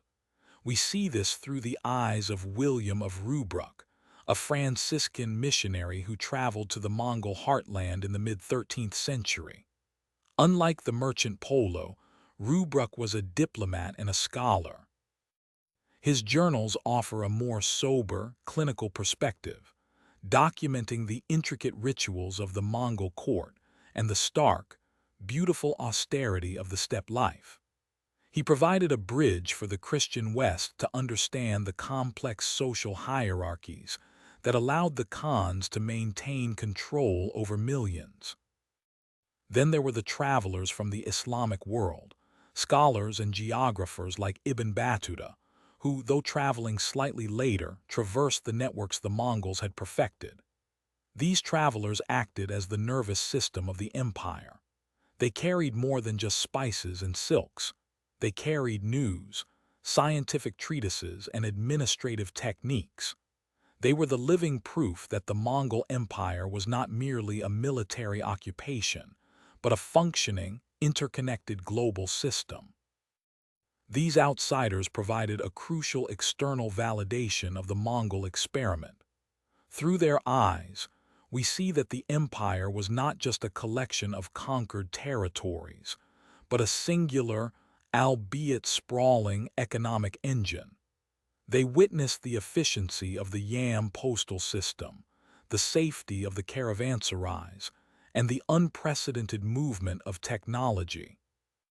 Through the journals of the merchant, the missionary, and the scholar, the barbarian narrative began to fracture. The world was learning that the Mongols had done something no one had achieved since the height of the Roman Empire. They had shrunk the world. They had created a corridor of connectivity that allowed a person to travel from the shores of the Black Sea to the Pacific Ocean under a single, unified administrative umbrella. The travelers were the messengers of this new reality, signaling to the rest of the world that the era of isolation was over, and the era of global exchange had begun. 1300 AD. The sprawling, vibrant courts of Khanbalik and the bustling markets of Samarkand. If the travelers provided the eyes through which the world viewed the Mongol Empire, then the art and architecture of the era provided its soul. For decades, the prevailing image of the Mongol was that of the nomad, a person of the felt tent, defined by the mobility of the steppe and the simplicity of survival. But as the conquests transitioned into a period of sustained governance, a profound metamorphosis occurred. The Mongols, the masters of movement, began to settle into the masters of monumentalism. This was not merely a period of imitation, but a spectacular era of synthesis. Under the patronage of the great Khans, the empire became a massive, living laboratory of aesthetics. Because the Mongols had forcibly and voluntarily brought together the greatest craftsmen of the age, a new, hybrid language of beauty emerged. In the Yuan dynasty of China, Persian motifs began to dance alongside traditional Chinese dragons. In the Ilkhanate of Persia, the intricate geometric precision of Islamic art met the sweeping, rhythmic brushstrokes of East Asian landscapes.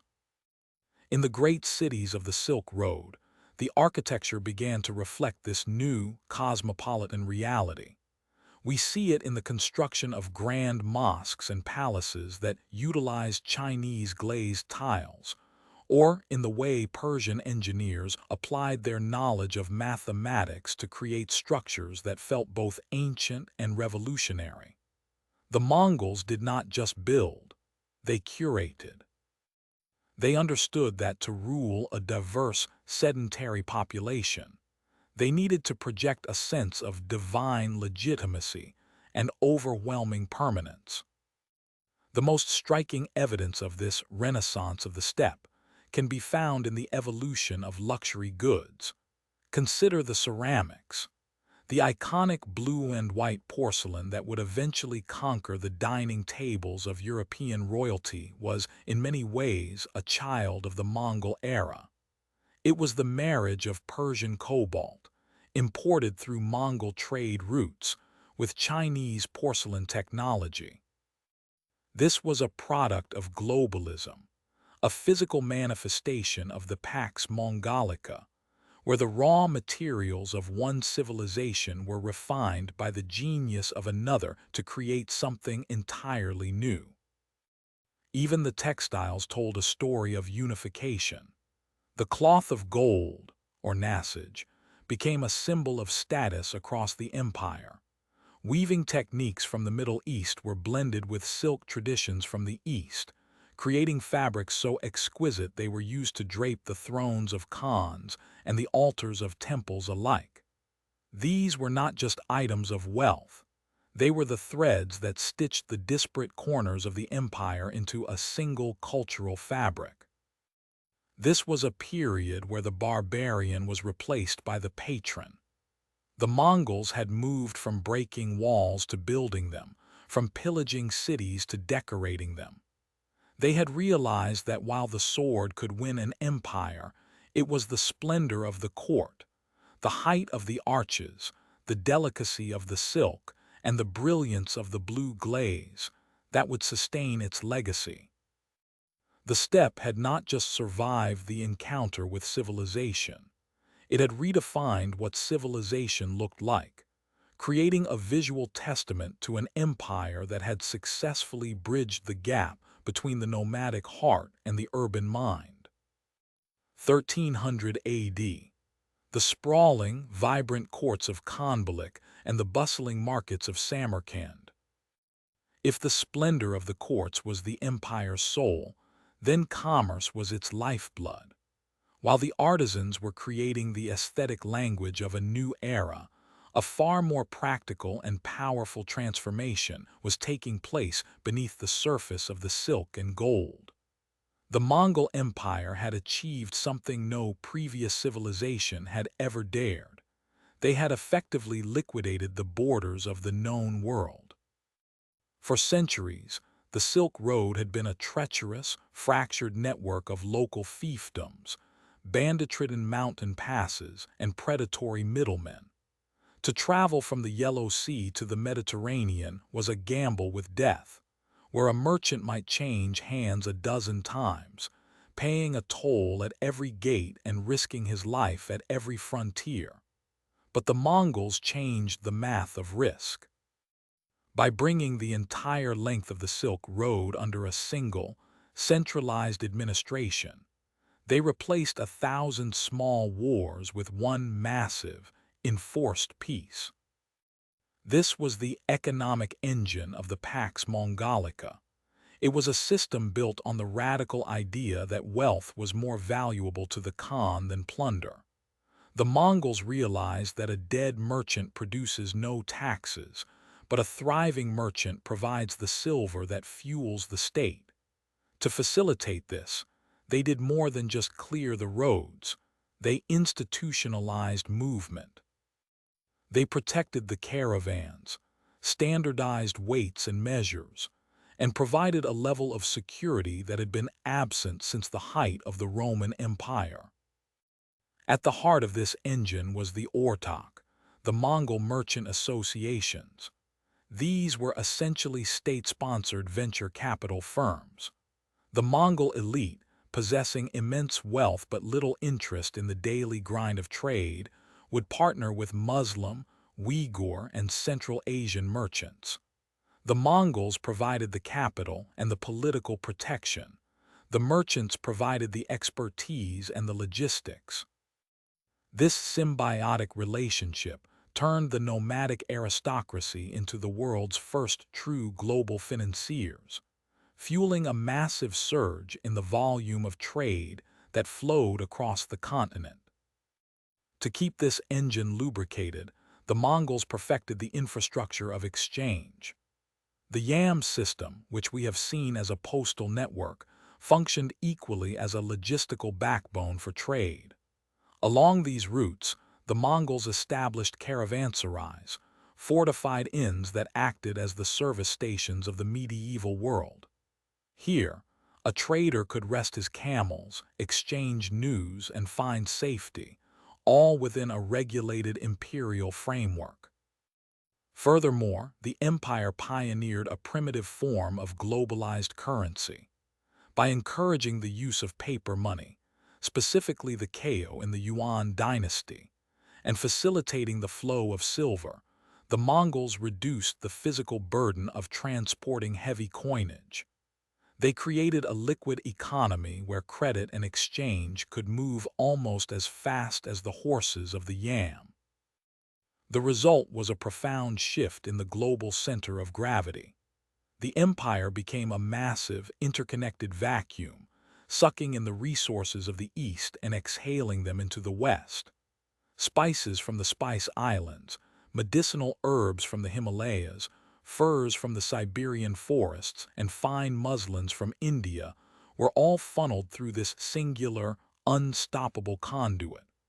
The Mongols had not just connected cities, they had connected the very concept of value. They had turned the world into a single, breathing marketplace, ensuring that for one brief, shining century, the heartbeat of human civilization was synchronized by the rhythm of the Mongol stride. 1340 AD. The sprawling, vibrant courts of Khanbalik and the bustling markets of Samarkand. For a century, the heartbeat of the empire had been synchronized by the rhythm of trade and the steady pulse of the Silk Road. The world had become a single, breathing marketplace, unified by a peace that seemed, to many, as eternal as the steppe itself. But beneath this veneer of gold, silk, and silver, a fatal structural flaw was widening. The very mechanism that had allowed the Mongols to conquer the world, the absolute authority of a single, divine lineage, was becoming the instrument of its destruction. This was the succession paradox. To understand the decay, one must understand the Mongol concept of legitimacy. The empire was not a state in the modern sense. It was a family enterprise on a planetary scale. Power did not reside in an office or a constitution, but in the blood of Genghis Khan. Every prince, every descendant of the Golden Family, carried a spark of that divine right. In the early days, this shared blood was a unifying force, a sacred bond that held the disparate tribes together. But as the empire expanded and the branches of the family tree grew more numerous, that shared blood became a source of infinite friction. The paradox was simple yet devastating. The more successful the empire became, the more claimants there were to the throne. As the various khanates, the Yuan, the Golden Horde, the Ilkhanate, and the Chagatai, grew into sophisticated, settled states, they began to lose their nomadic cohesion. They were no longer just a horde on the move. They were dynasties with borders, treasuries, and competing interests. When a great Khan died, the mechanism intended to ensure stability, the Kurultai, or the Grand Assembly of Nobles, frequently became a catalyst for chaos. Instead of a smooth transition of power, the death of a ruler triggered a frantic, high-stakes scramble for legitimacy. To claim the throne, one did not just need the support of the nobles. One needed the recognition of the other khanates. But how could a prince in China claim authority over a cousin in Russia or a nephew in Persia? The result was a cycle of fratricide and civil war that bled the empire dry. The competition for the throne was no longer fought just with political maneuvering in the courts, but with the same devastating cavalry tactics that had once conquered the world.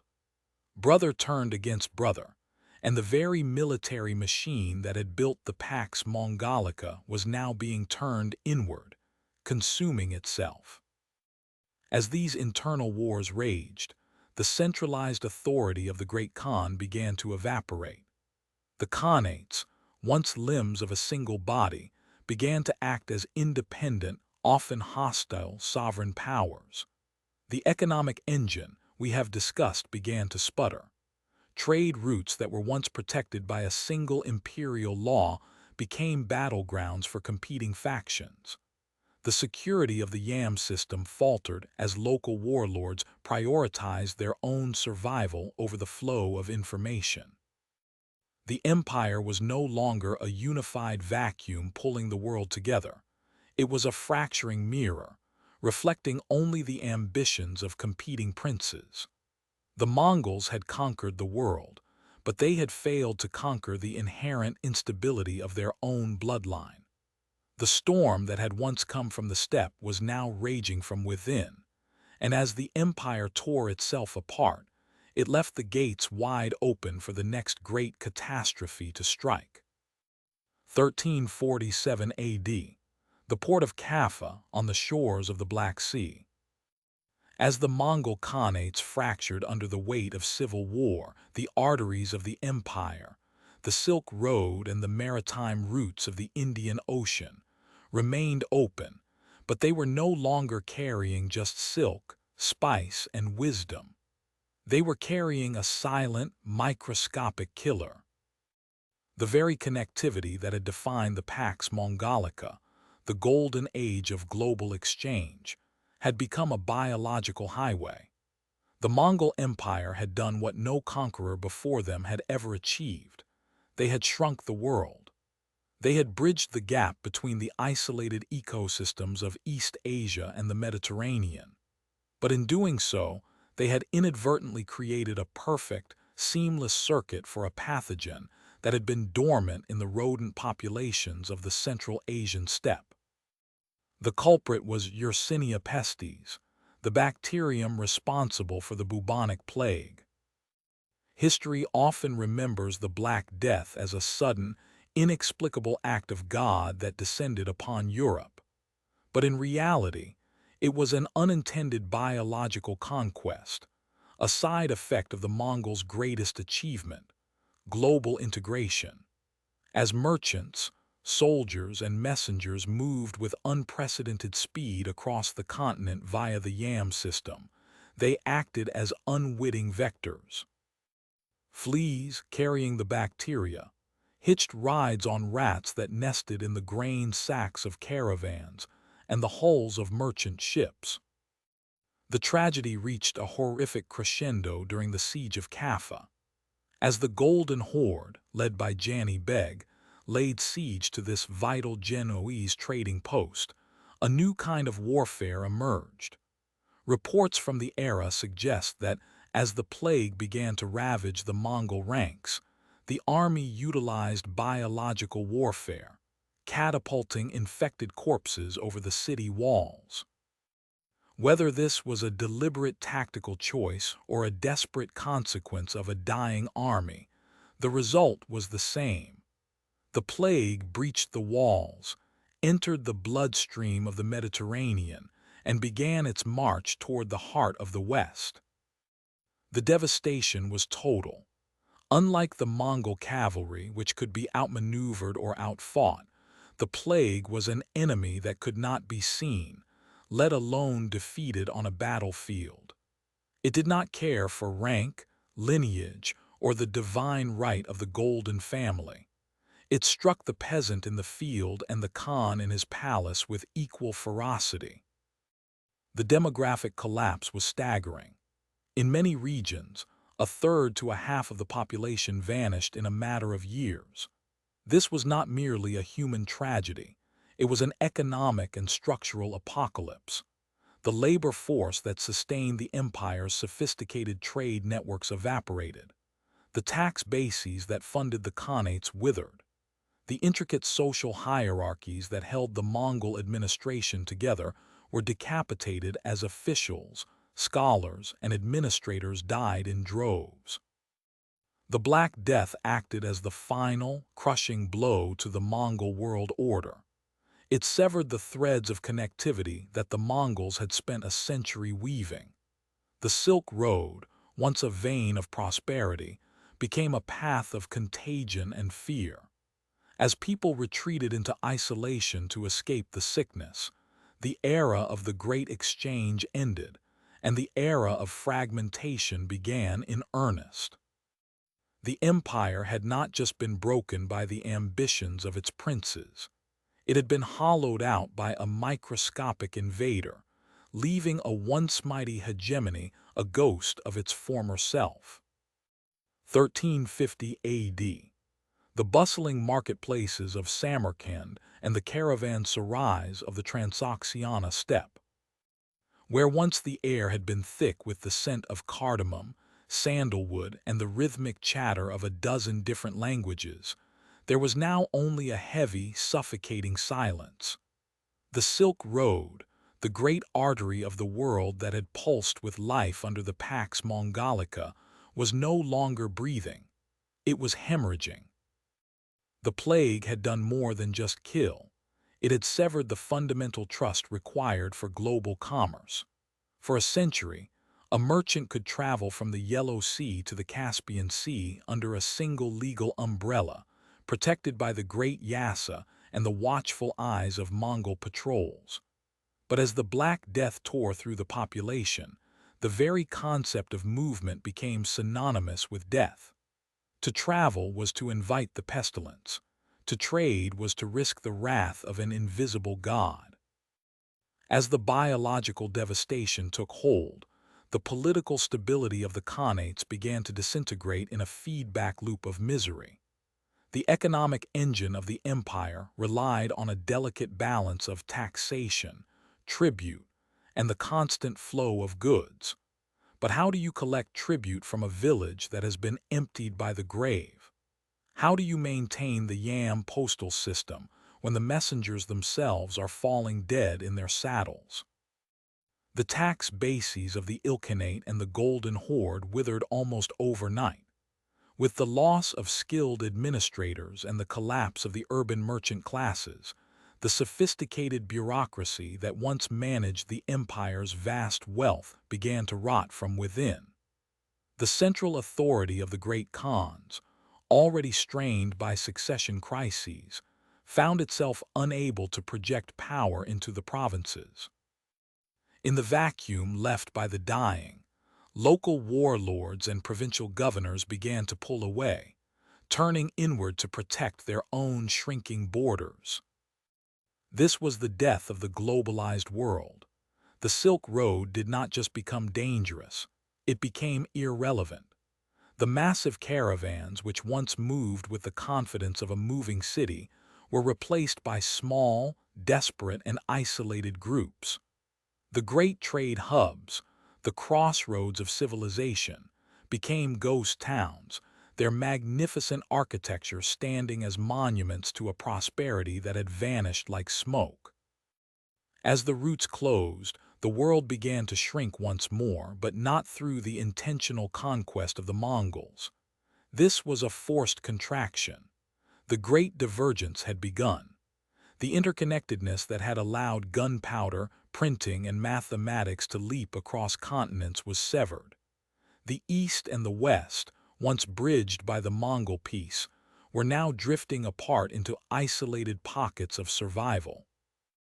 The breaking of the Silk Road signaled the end of the Mongol era of integration. The empire had successfully unified the world through iron and horse, only to see that unity shattered by a microscopic invader. The Silk Road, once a golden thread weaving the tapestry of human history together, had been snapped. In its place, the world entered a dark age of fragmentation, where the memory of a unified Eurasia would remain nothing more than a fading, tragic dream. 1400 AD. The opulent courts of Tabriz and the sprawling urban centers of the Yangtze River Delta. As the Silk Road withered and the plague receded into the shadows of history, a different, more subtle transformation was taking place.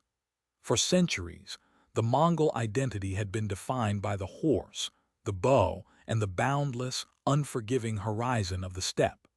They were the storm that had swept across the world, a nomadic force that had shattered sedentary civilizations to create something new.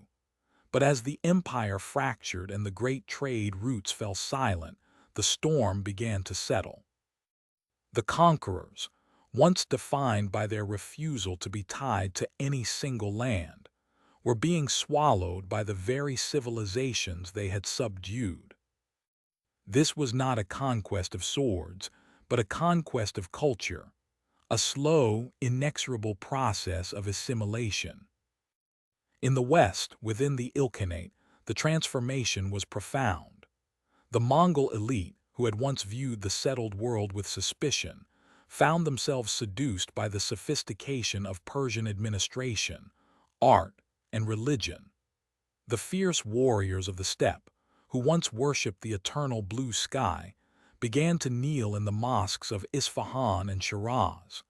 They traded their felt tents for tiled palaces and their nomadic customs for the intricate etiquette of the Persian court.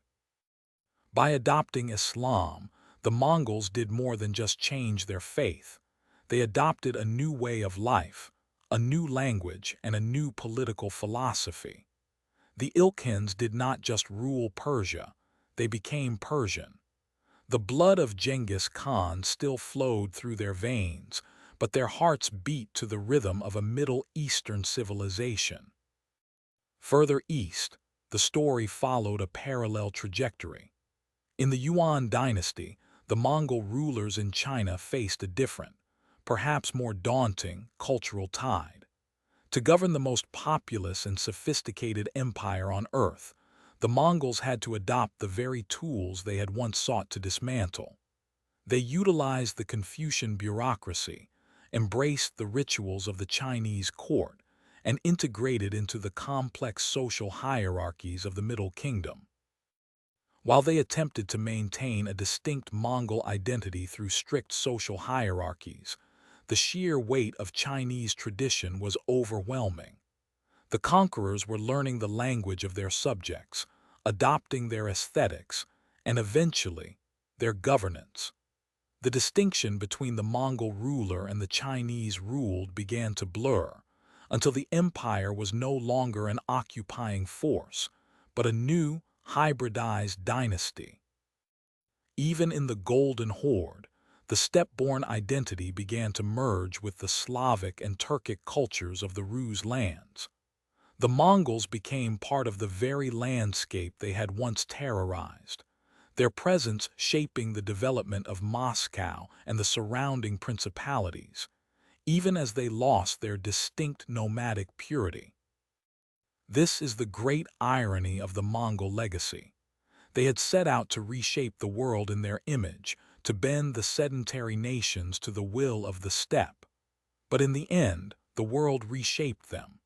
The empire did not just collapse under the weight of plague and civil war. It dissolved into the cultures it had conquered. The Mongols had conquered the world, only to be conquered by its traditions, its religions, and its ways of life. The masters of the world had become its subjects, leaving behind a legacy that was no longer purely Mongol, but a complex, beautiful, and permanent tapestry of the civilizations they had once brought to their knees. 1400 AD, the borders of the fractured khanates. As the Mongol identity began to dissolve into the cultures it had once dominated, a new phenomenon emerged from the vacuum of their decline. For generations, the world had lived under the shadow of the Great Khan, but as the central authority of the steppe withered, the periphery began to push back. The very people the Mongols had once subjugated were no longer merely surviving, they were learning. They had studied Mongol administration, they had adapted to Mongol warfare, and most importantly, they had waited for the storm to break. In the east, the resurgence began with a roar of fire and steel. For decades, the Yuan dynasty had struggled under the weight of internal rebellion and economic decay. But from the chaos of the mid-14th century, a new force emerged, the Ming, led by figures like Zhu Yuanzhang, a man who rose from peasant beginnings to challenge the Mongol hegemony. The Ming did more than just reclaim China. They sought to undo the very world the Mongols had built. The Ming victory was not merely a military triumph. It was a restoration of the old order.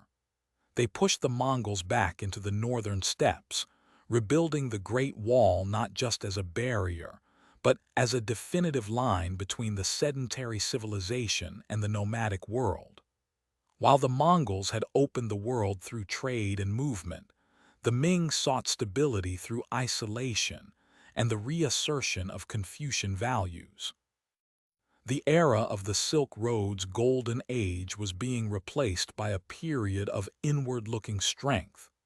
The dragon was reclaiming its territory, and the Mongol presence in China was being pushed into the annals of history, relegated to the status of a distant, fading memory of a chaotic past. But while the East was consolidating, a different kind of metamorphosis was occurring in the frost-bitten forests of the North. In the shadow of the Golden Horde, a small, once insignificant principality was beginning to grow. This was Moscow. For over 2 centuries, the princes of Muscovy had served as the tax collectors for the Mongol Khans, navigating the treacherous waters of vassalage with a mixture of cunning and subservience. They had learned the Mongol art of statecraft, the efficiency of their postal systems, and the ruthlessness of their military organization. But they were also absorbing these lessons to build something uniquely Russian. As the Golden Horde fractured into warring factions, the Muscovite princes saw their opportunity. They ceased being mere agents of the Khan and became the architects of a new empire. Through strategic marriages, the consolidation of surrounding lands, and eventually, through decisive military defiance, Moscow began to cast off the Mongol yoke.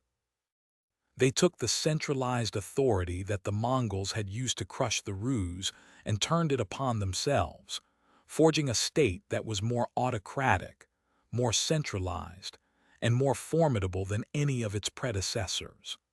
The Muscovites were no longer just survivors of the Mongol storm.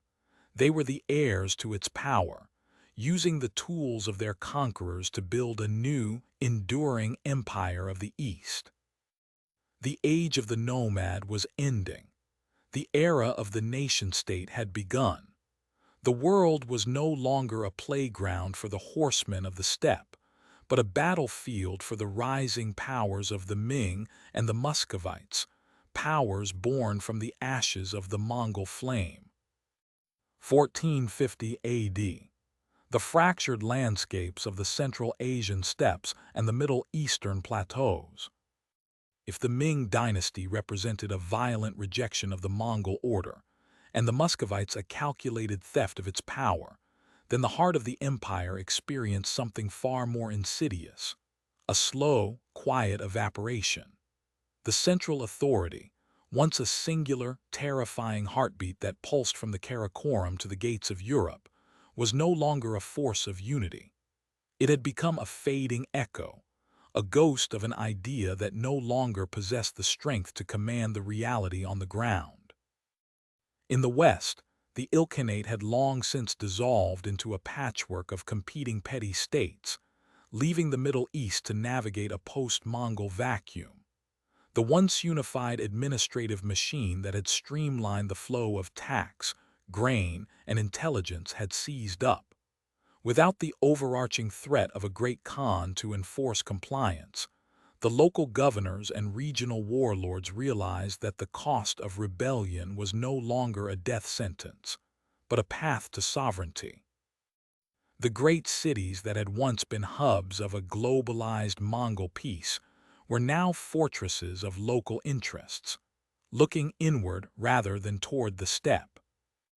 To the center, in the vast expanse of the Chagatai Khanate, the fragmentation was even more profound. This was the ancestral heartland, the very crucible of the Mongol identity. Yet here, the empire did not die with a bang, but with a division. The nomadic traditions of the steppe began to clash violently with the sedentary Islamic cultures that the Mongols had adopted. The unity that Genghis Khan had forged through the Yasa, the Great Law, was being shredded by local religious identities and tribal loyalties. The Khan was no longer a world conqueror. He was merely a tribal chieftain, fighting for control of a shrinking patch of grassland. The grand vision of a unified Eurasian steppe was being replaced by a landscape of endless, localized skirmishes. This was the true tragedy of the Mongol decline. It was not just the loss of territory, but the loss of the concept of the empire. The infrastructure that had made the Pax Mongolica possible, the Yam postal stations, the protected trade routes, the standardized weights and measures, began to decay. As the central authority withered, the roads grew dangerous once more. The Silk Road, which had once been a highway for the world's ideas and riches, became a series of disconnected, perilous paths. The connectivity that had defined an era was being severed, one broken link at a time. As the 15th century progressed, the Mongol identity itself began to undergo a final, irreversible metamorphosis. The conquerors were being absorbed. In Persia, they became Persians. In China, they became Yuan. In the steppes, they became increasingly indistinguishable from the very tribes they had once unified. The blood of the Jenghisids still flowed through many veins, but the political will that had once moved mountains was gone. The shadow of the great Khan was receding, leaving behind a world that was more divided, more localized, and more uncertain. The era of the singular, unstoppable storm had passed, leaving only the scattered, cooling embers of a fire that had once set the entire world ablaze. 1950 AD. The modern world, with its neatly drawn lines on a map and its rigid definitions of nationhood. To understand the modern world, we must look past the current borders of sovereign states and look instead at the scars left by the Mongol storm. While the empire itself collapsed, the political geography it shattered and reshaped remains the blueprint for the modern era. The Mongols did not merely conquer. They acted as a tectonic force, grinding old civilizations into dust and forcing the emergence of new, distinct political entities in their wake. Consider the rise of Russia. Before the Mongol onslaught, the Rus were a loose collection of warring principalities, often looking toward Byzantium or the nomadic steppe for their identity. But the Golden Horde's long shadow over the forest lands of the north changed everything. By centralizing power in a way that the local princes could not, the Mongols inadvertently provided the blueprint for the Muscovite state.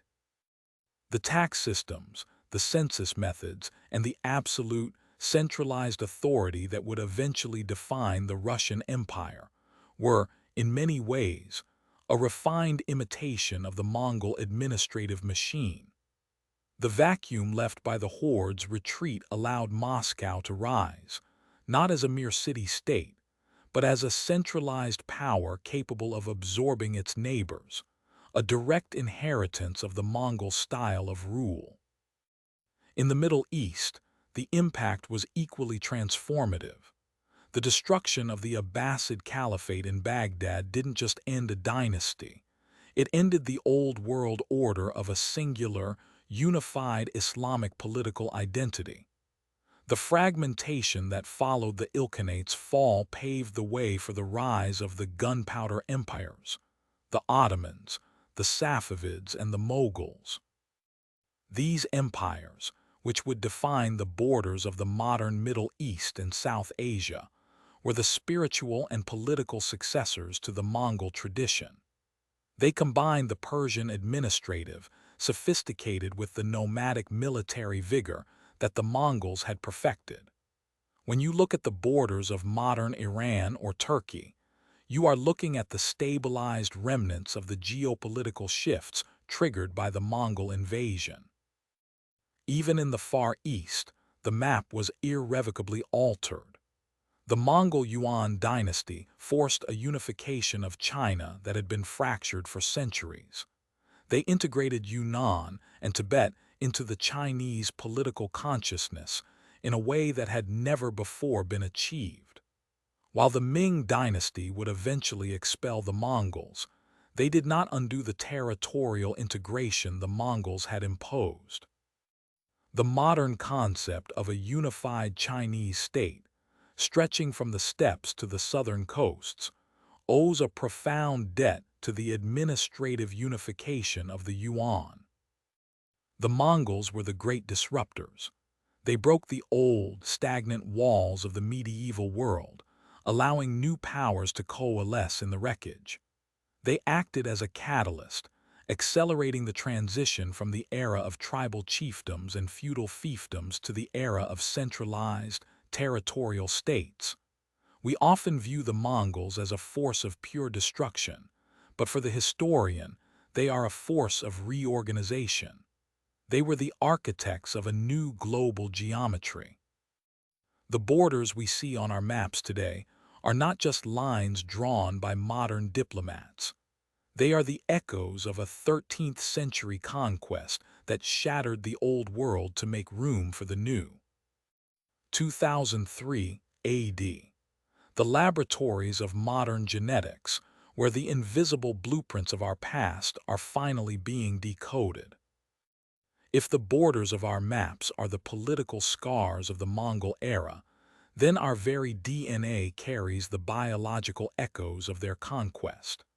We have long understood that the Mongols reshaped the world's geography, but we are only now beginning to grasp how they reshaped the human species itself.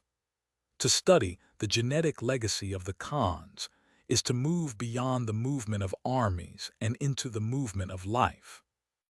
In the early 21st century, a landmark study in human genetics sent shockwaves through the scientific community.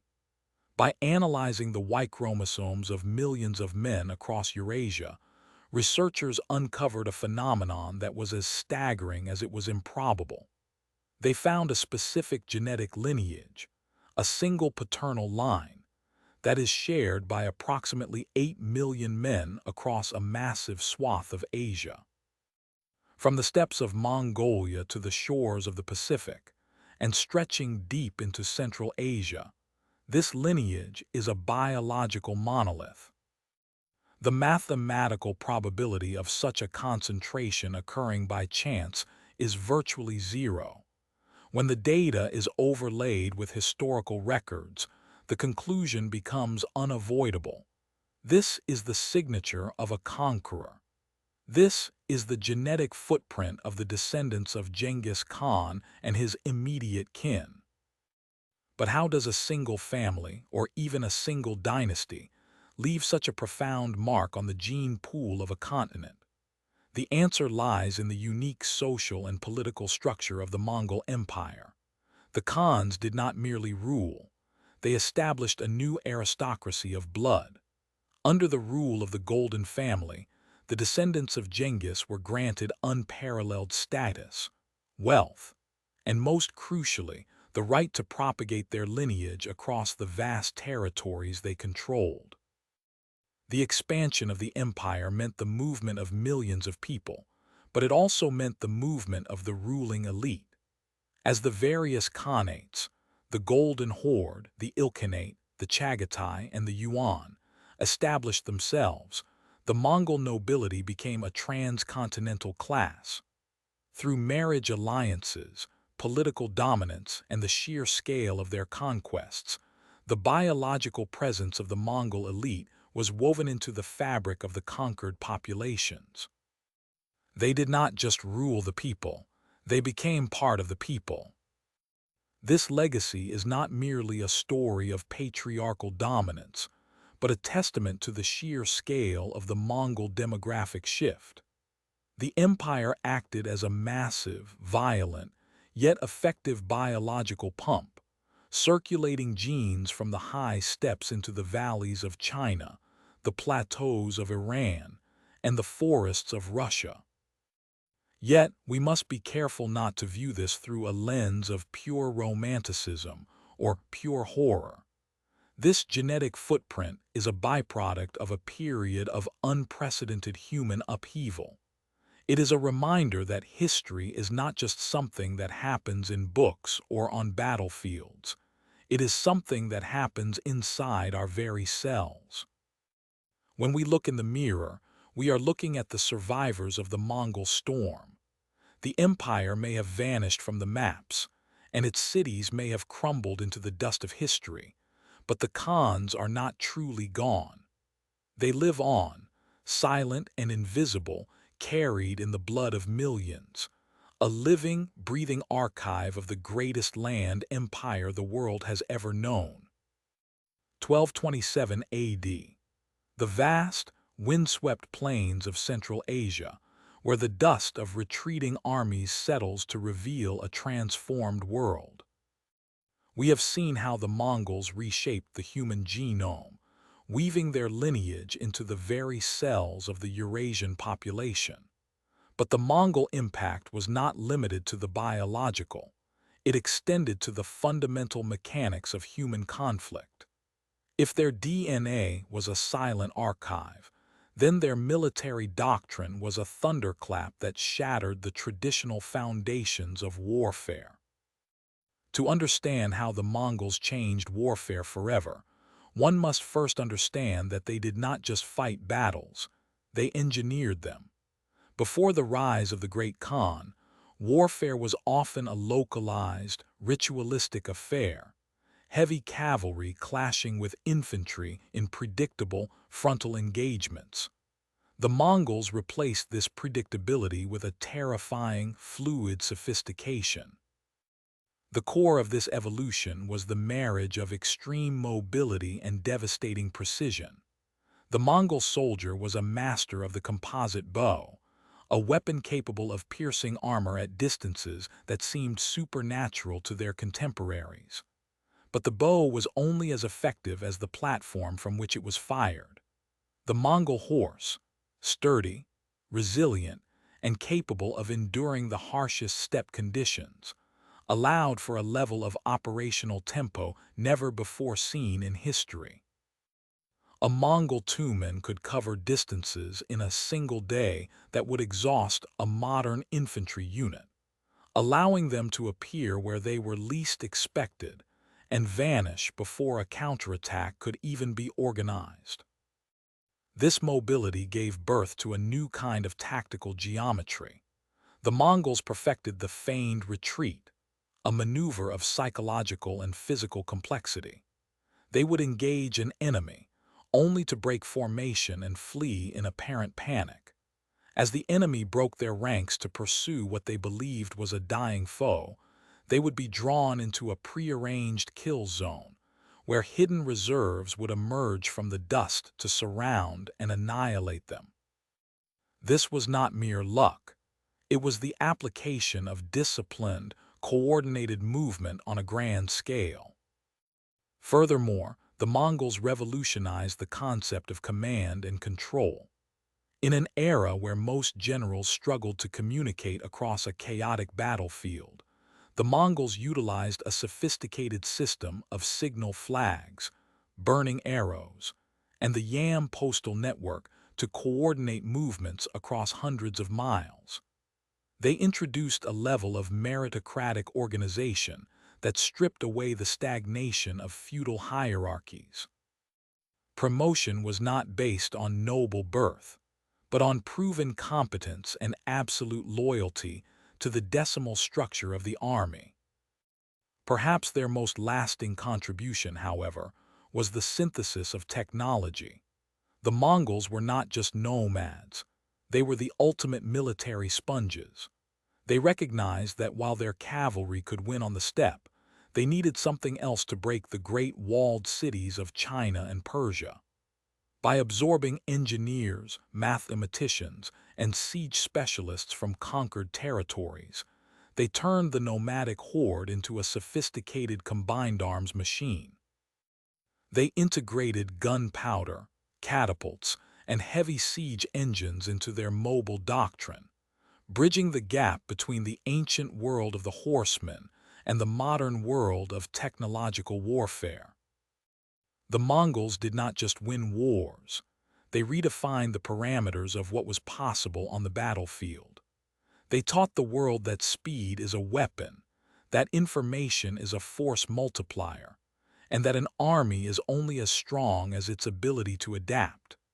In doing so, they laid the groundwork for the professional, highly organized, and technologically driven militaries that would come to define the centuries of human conflict that followed.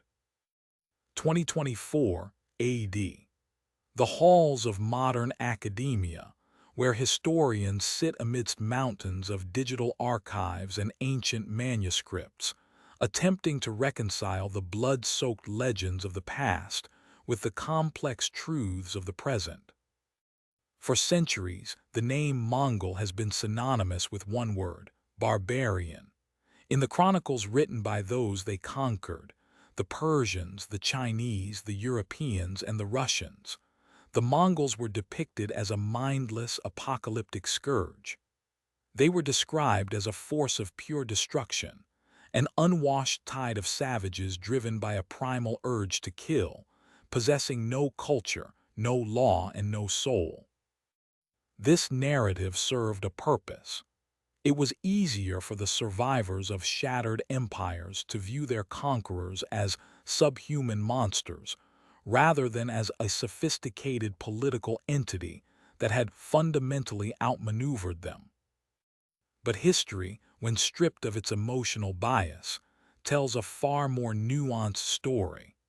To call the Mongol Empire a mere barbarian horde is to mistake a surgical instrument for a blunt club. The reality was not one of mindless chaos, but of extreme, calculated order. While the initial conquests were undeniably violent, that violence was rarely arbitrary. It was a tool of statecraft. The Mongols practiced a form of total war that was terrifyingly efficient, using destruction as a psychological deterrent to encourage surrender without a fight. However, once the dust of conquest settled, the barbarians did something no one expected. They built. Where the myth sees chaos, the reality reveals the Pax Mongolica, a period of unprecedented stability. Under the shadow of the Great Khan's law, the the Silk Road was transformed from a series of treacherous, disconnected paths into a high-speed superhighway of commerce. For the first time in human history, a traveler could carry a golden tablet from the shores of the Pacific to the gates of the Black Sea with a reasonable expectation of safety. This wasn't the work of savages, it was the work of administrators. The Mongols were arguably the most cosmopolitan force the world had ever seen. In a time when Europe was deeply divided by rigid feudalism and religious dogma, the Mongol courts were melting pots of intellect. They didn't just tolerate different faiths, they actively protected them. Within a single city in the Ilkhanate or the Yuan dynasty, you might find Nestorian Christians, Buddhist monks, Muslim scholars, and Taoist priests all debating philosophy under the protection of a Mongol governor. They were masters of meritocracy. In the Mongol system, talent was the only currency that mattered. A captured Persian engineer or a Chinese mathematician wasn't merely a prisoner. They were an asset, elevated to positions of influence because their skills served the empire. This ability to absorb, adapt, and integrate the best of every civilization they touched is the antithesis of the barbarian narrative. A barbarian destroys culture. The Mongols synthesized it. So how do we reconcile the two? The blood spilled in the streets of Samarkand and Baghdad was real. The terror they instilled was genuine. But the barbarian label is a mask that obscures the most sophisticated administrative machine of the medieval era. The Mongols were not a storm that simply passed over the world, leaving only ruin in its wake. They were the architects of a new, interconnected reality, a bridge between the ancient and the modern worlds that forced humanity to finally look beyond its own borders. 2024 AD, Ulaanbaatar, Mongolia. Here, in the heart of a nation that sits atop the very plateau where Temujin first united the warring tribes, the ghost of the steppe is not a haunting memory of destruction, but a living, breathing pulse of identity. To understand modern Mongolia, one must understand the tension between the shadow of the empire and the reality of the nation. For much of the 20th century, the legacy of the great Khans was a complicated inheritance. Under the heavy influence of the Soviet era, the history of the Mongol Empire was often treated with a delicate political caution. The era of the conquests was sometimes downplayed to avoid the specter of hypernationalism, and the nomadic way of life, the very foundation of the Mongol soul, was pressured by the tides of forced urbanization and industrialization. But as the world has changed, so too has the way Mongolians look back at their ancestors. Today, the legacy of Genghis Khan is no longer a source of political discomfort. It is the bedrock of national pride. He is not merely a conqueror to the people of Ulaanbaatar. He is the architect of the Mongolian spirit.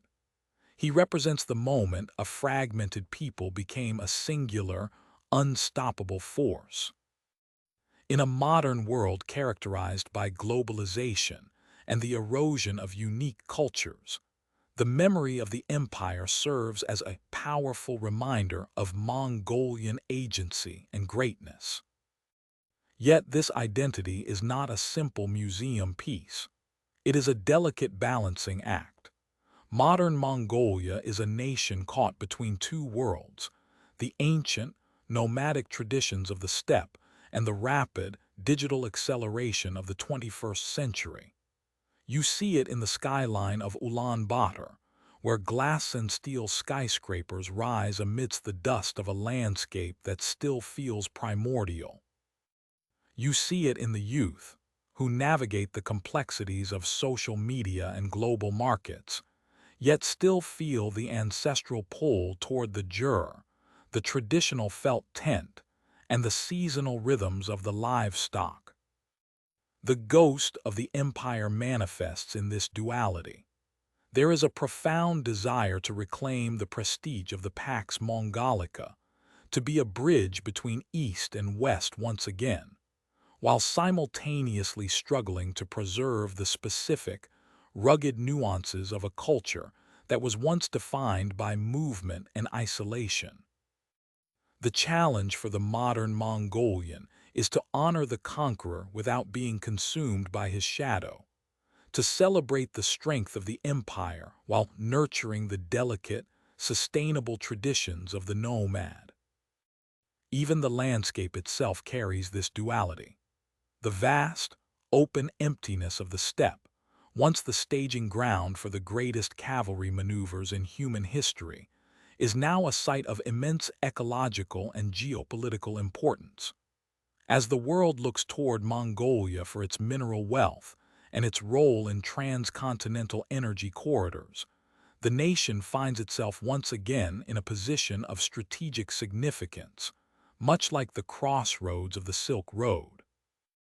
The Mongol Empire may have fractured and faded from the maps of political power, but its essence has never truly departed. It remains in the DNA of the people, in the resilience of their language, and in the unyielding pride of a nation that refuses to be forgotten.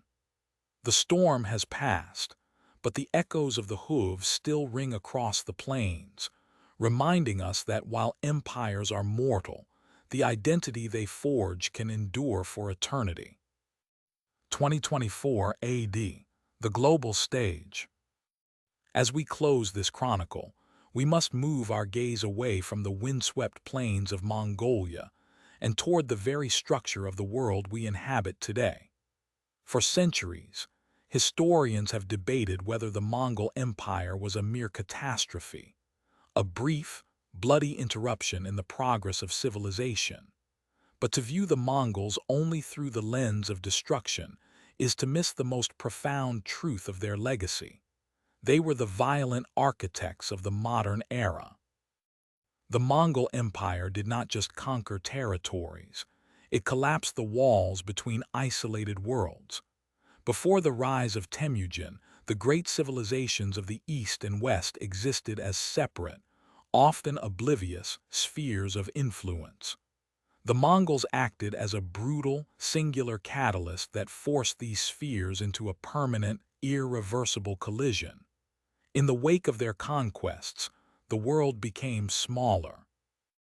The Silk Road was not merely reopened, it was transformed into a high-speed artery of human progress. Think of the technologies that define our contemporary existence. The gunpowder that reshaped global warfare, the compass that enabled the age of discovery, and the printing techniques that eventually democratized knowledge.